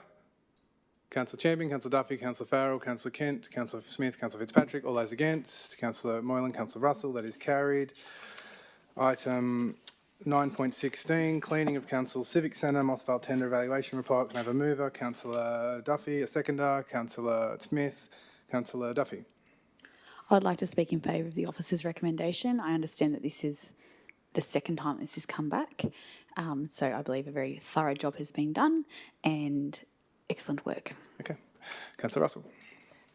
Through you, Mayor, to the General Manager, how have we managed cleaning services in the interim while this has been delayed? Through you, Mr Mayor, through an extension of the former contract, I believe. Okay. Councillor Smith. I would like to speak for this. Okay. Councillor Moylan. Thank you, Mr Mayor. I have an amendment to make. Okay, so in point 2, I'll make a new point 2. Thank you. Council incorporate social procurement in the sustainable procurement and contracts policy and engage with local small cleaning businesses to consider adding them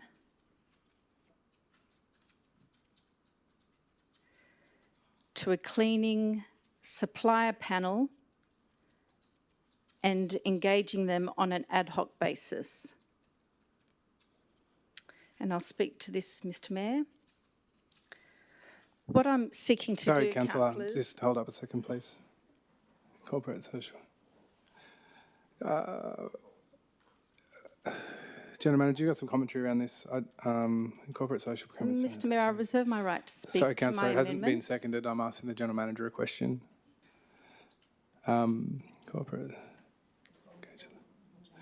Again, Councillor, the policy is not on... You're trying to amend a corporate social... Are you trying to amend a policy?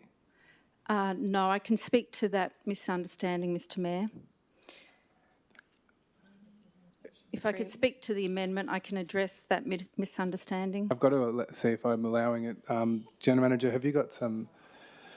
Through Mr Mayor, if Councillor Moylan could explain what her intent is, and that will assist in determining whether or not it's applicable as you consider the cleaning tender itself.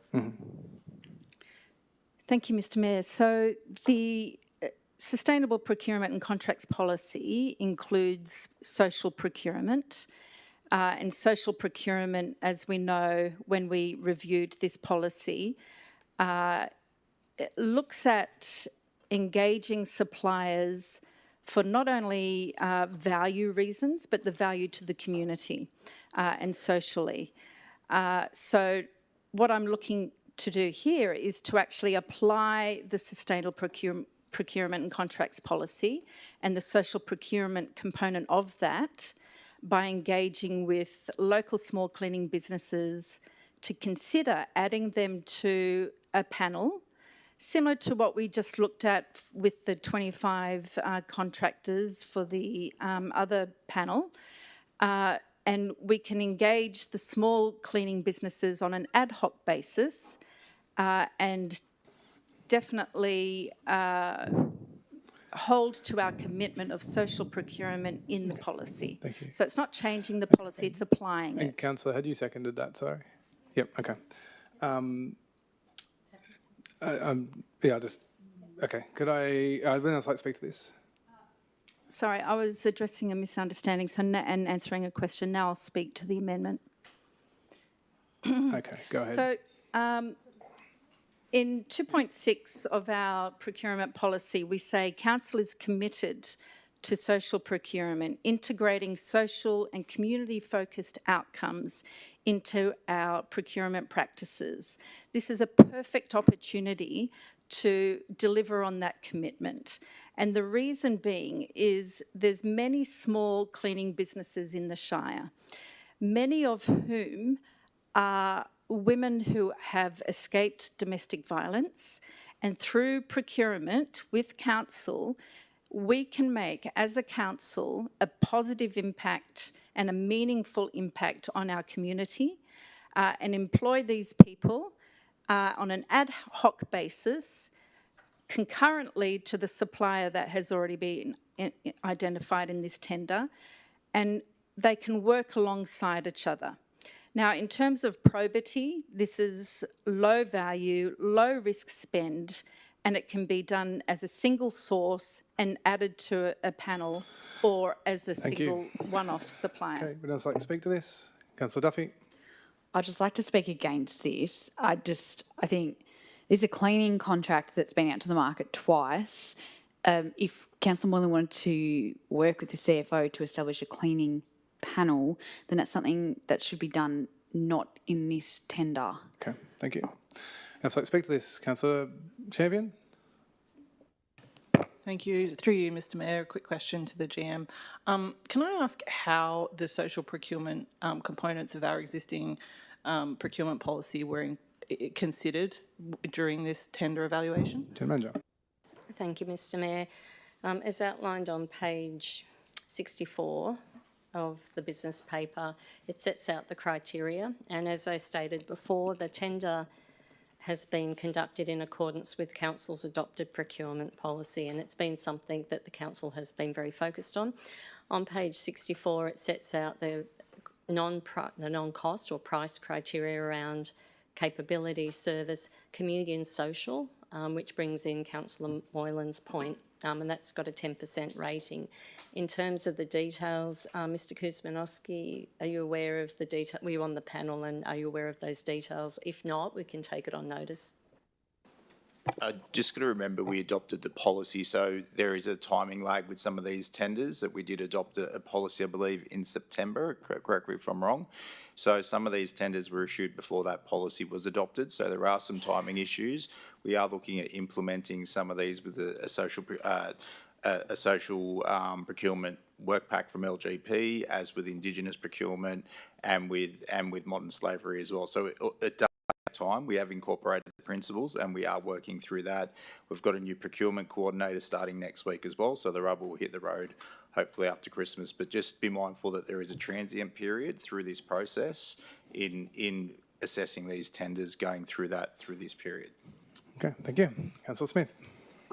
I'd like to speak against this amendment. I think we already have these elements in place in the policy, and I think it's performative to add it. Okay, Councillor Russell.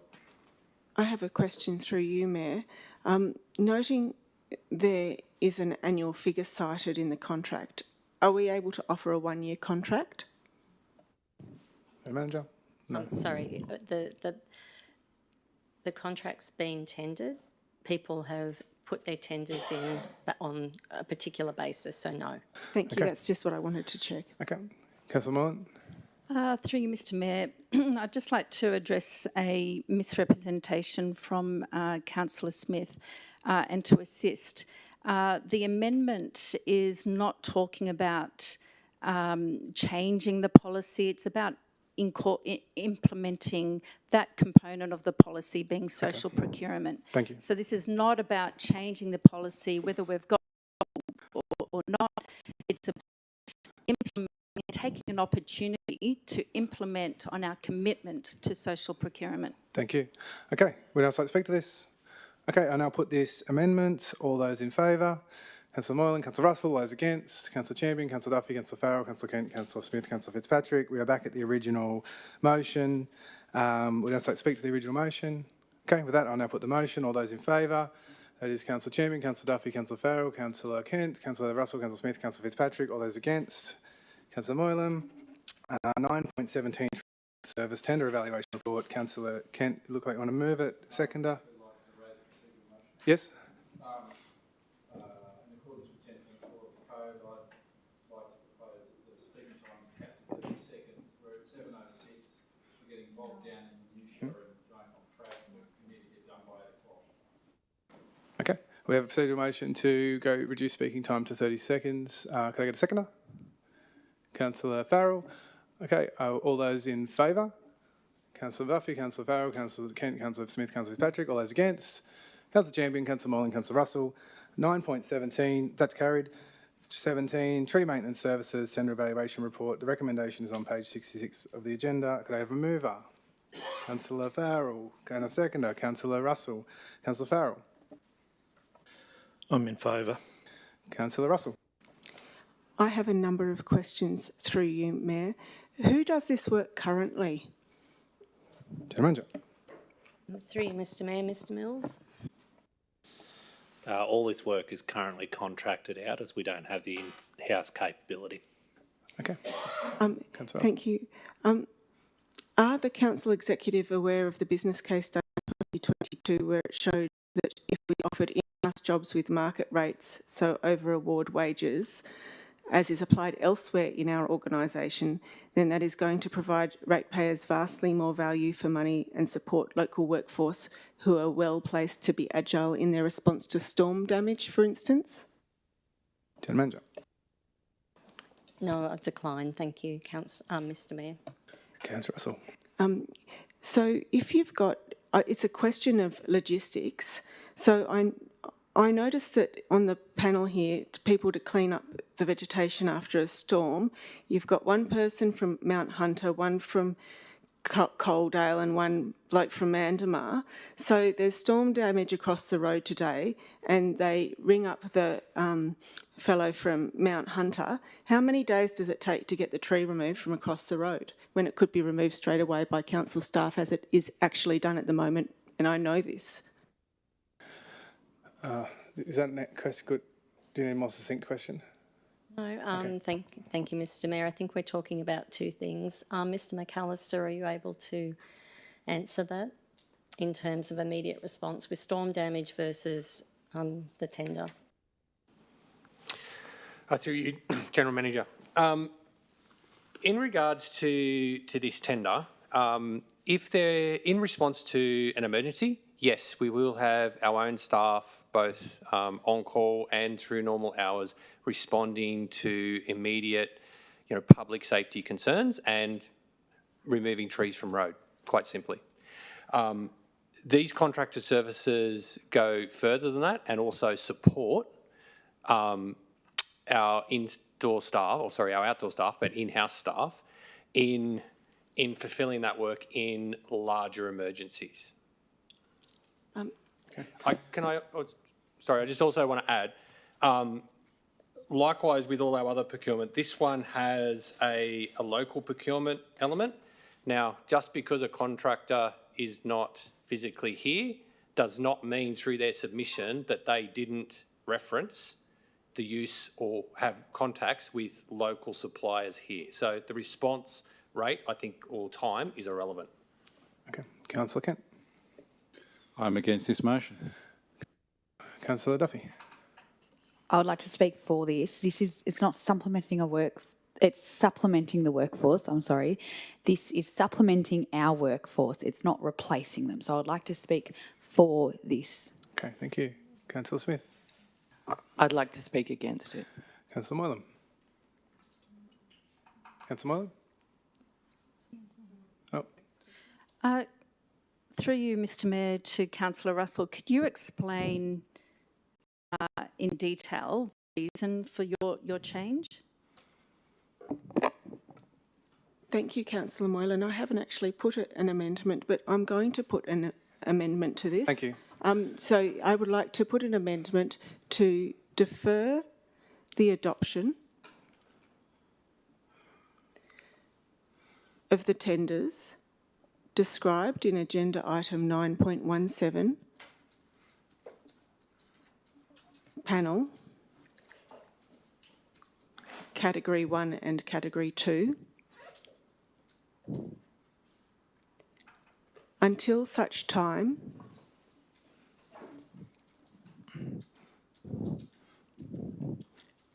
as we can review the matter through our financial sustainability strategy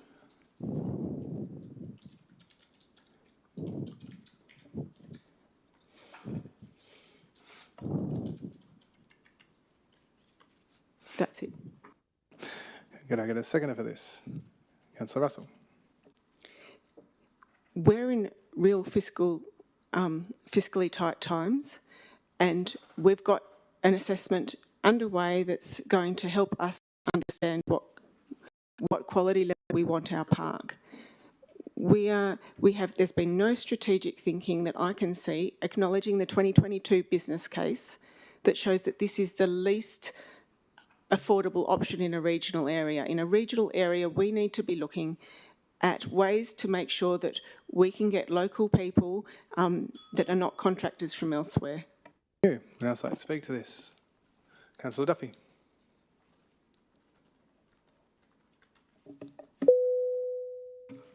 I would just like to speak against this again. This is establishing a panel to supplement our workforce. Thank you. Councillor Moylan.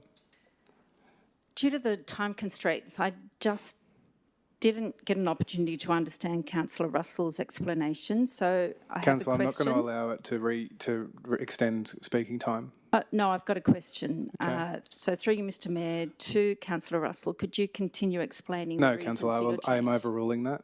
I'm overruling the explanation. You had the council decided to go to 30 seconds. We're not going to extend speaking time with questions. I will overrule that. Mr Mayor, I have a question for you. Go ahead. Are you aware of how long the Goulburn Council meeting went for yesterday?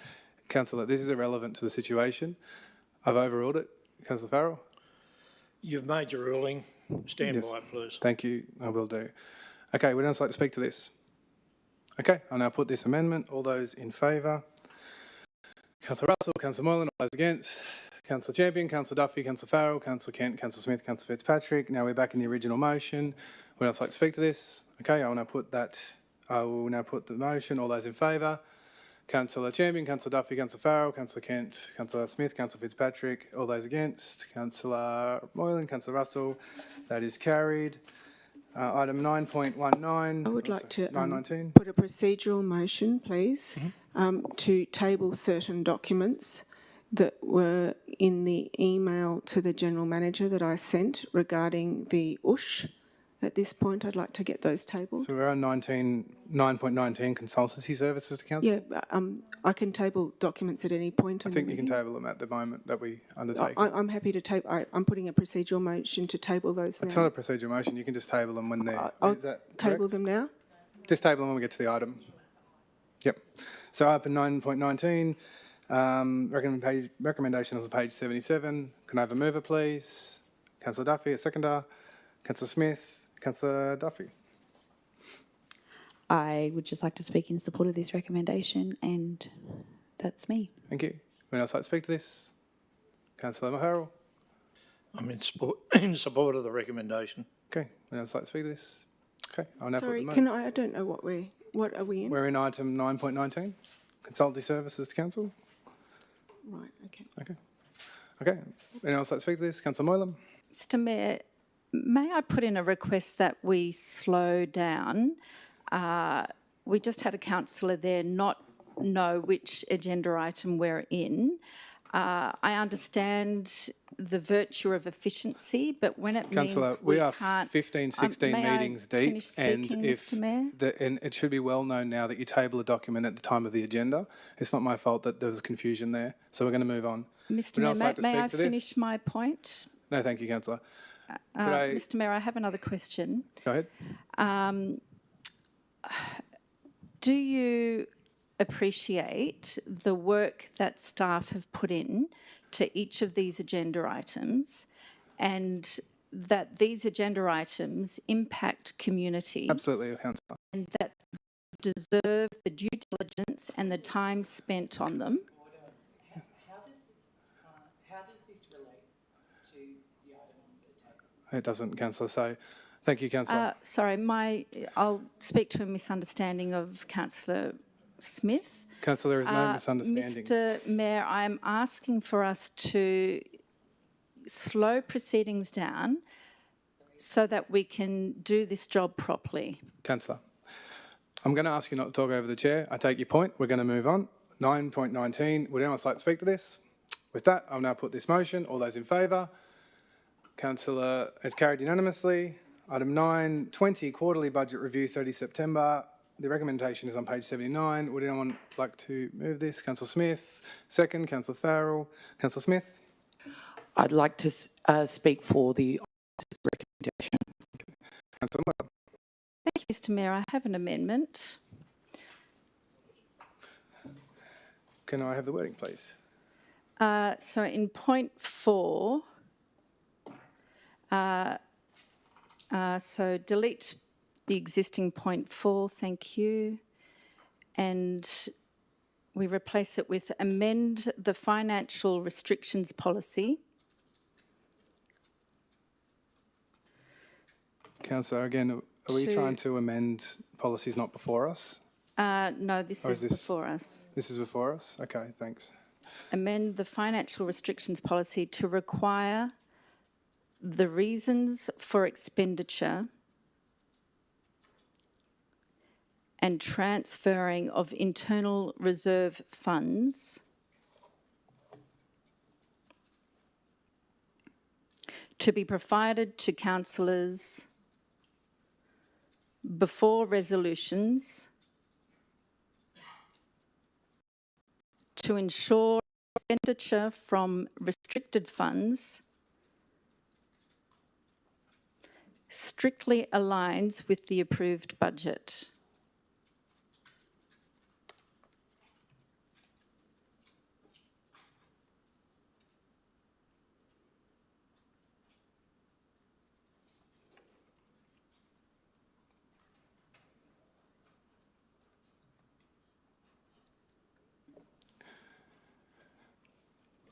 Okay.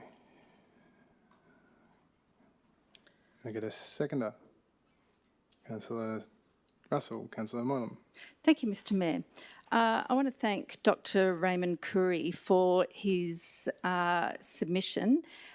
He rightly identified that the policy we have before us does not provide for the situation when we're transferring money from reserves, and it doesn't actually provide for the provision to explain how that money is going to be spent. And indeed, we had that exact scenario before us in the September meeting when $11.3 million was transferred and we didn't know what we were spending it on. Thank you, Councillor. Councillor Russell.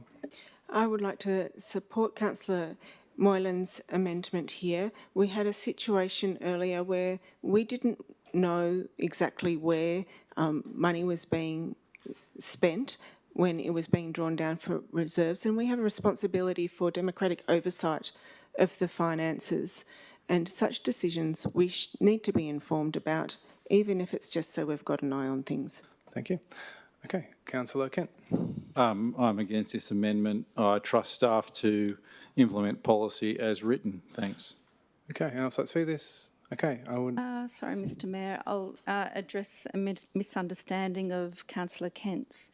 Councillor, have you been misrepresented personally? Because that is as it's defined in the Act. How have you personally been misrepresented? Yes, because I just said something and Councillor Kent has said that I've said something else. I don't believe he mentioned He's your name in any way. insinuated. Sorry, Councillor, I'm going to overrule that. Okay, would anyone else like to speak to this amendment? Mr Mayor, I have a question. Go ahead. Through you, Mr Mayor, to Councillor Kent.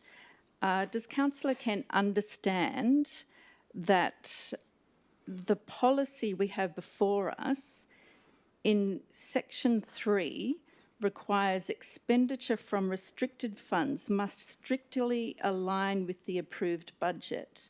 And does Councillor Kent understand that in the September meeting we approved the transfer of money for electoral funds to pay for roads? Thank you. Councillor Kent, would you like to answer? No. Okay. Okay, would anyone else like to speak to this amendment? I will now put this amendment. All those in favour? Councillor Moylan, Councillor Russell, all those against? Councillor Champion, Councillor Duffy, Councillor Farrell, Councillor Kent, Councillor Smith, Councillor Fitzpatrick. We are back at the original motion. Would anyone else like to speak to this? I will now put this motion. All those in favour? Mr Mayor, I had my hand up I to put the speak motion, to Councillor. it. Councillor Champion, Councillor Duffy, Councillor Farrell, Councillor Kent, Councillor Smith, Councillor Fitzpatrick. All those against? Councillor Moylan. Item 9.22, development assessment progress. Would else like to speak to this? Councillor Moylan moving, Councillor Duffy seconding. Councillor Moylan. Thank you, Mr Mayor. I have a question through you, to the General Manager. When is it estimated that we get the report back from the Minister about the independent planner review? General Manager. Through you, Mr Mayor, we have not been given a time frame. Okay. I'd like to speak to this. Okay. I will now put this motion. All those in favour? That is carried unanimously. Okay. This brings us to item 12.1. Is that correct? Questions on notice, There's- scoot over. No, they don't. There's no comment on questions on notice. So I move a procedural motion that Council, in accordance with Section 10A of the Local Government Act 1993, closes the meeting to the public to consider item 12.1, review of Wingecarribee out-of-school hours service in accordance with Section 10A 2A of the Local Government Act, on the grounds that the item relates to personal matters concerning particular individuals. Co-seconder, Councillor Kent, and I will I put that motion. All those in favour? Councillor Duffy, Councillor Farrell, Councillor Kent, Councillor Moylan, Councillor Smith, Councillor Fitzpatrick. All those against? Councillor Champion, Councillor Russell. That is carried. We'll just wait till the gallery clears.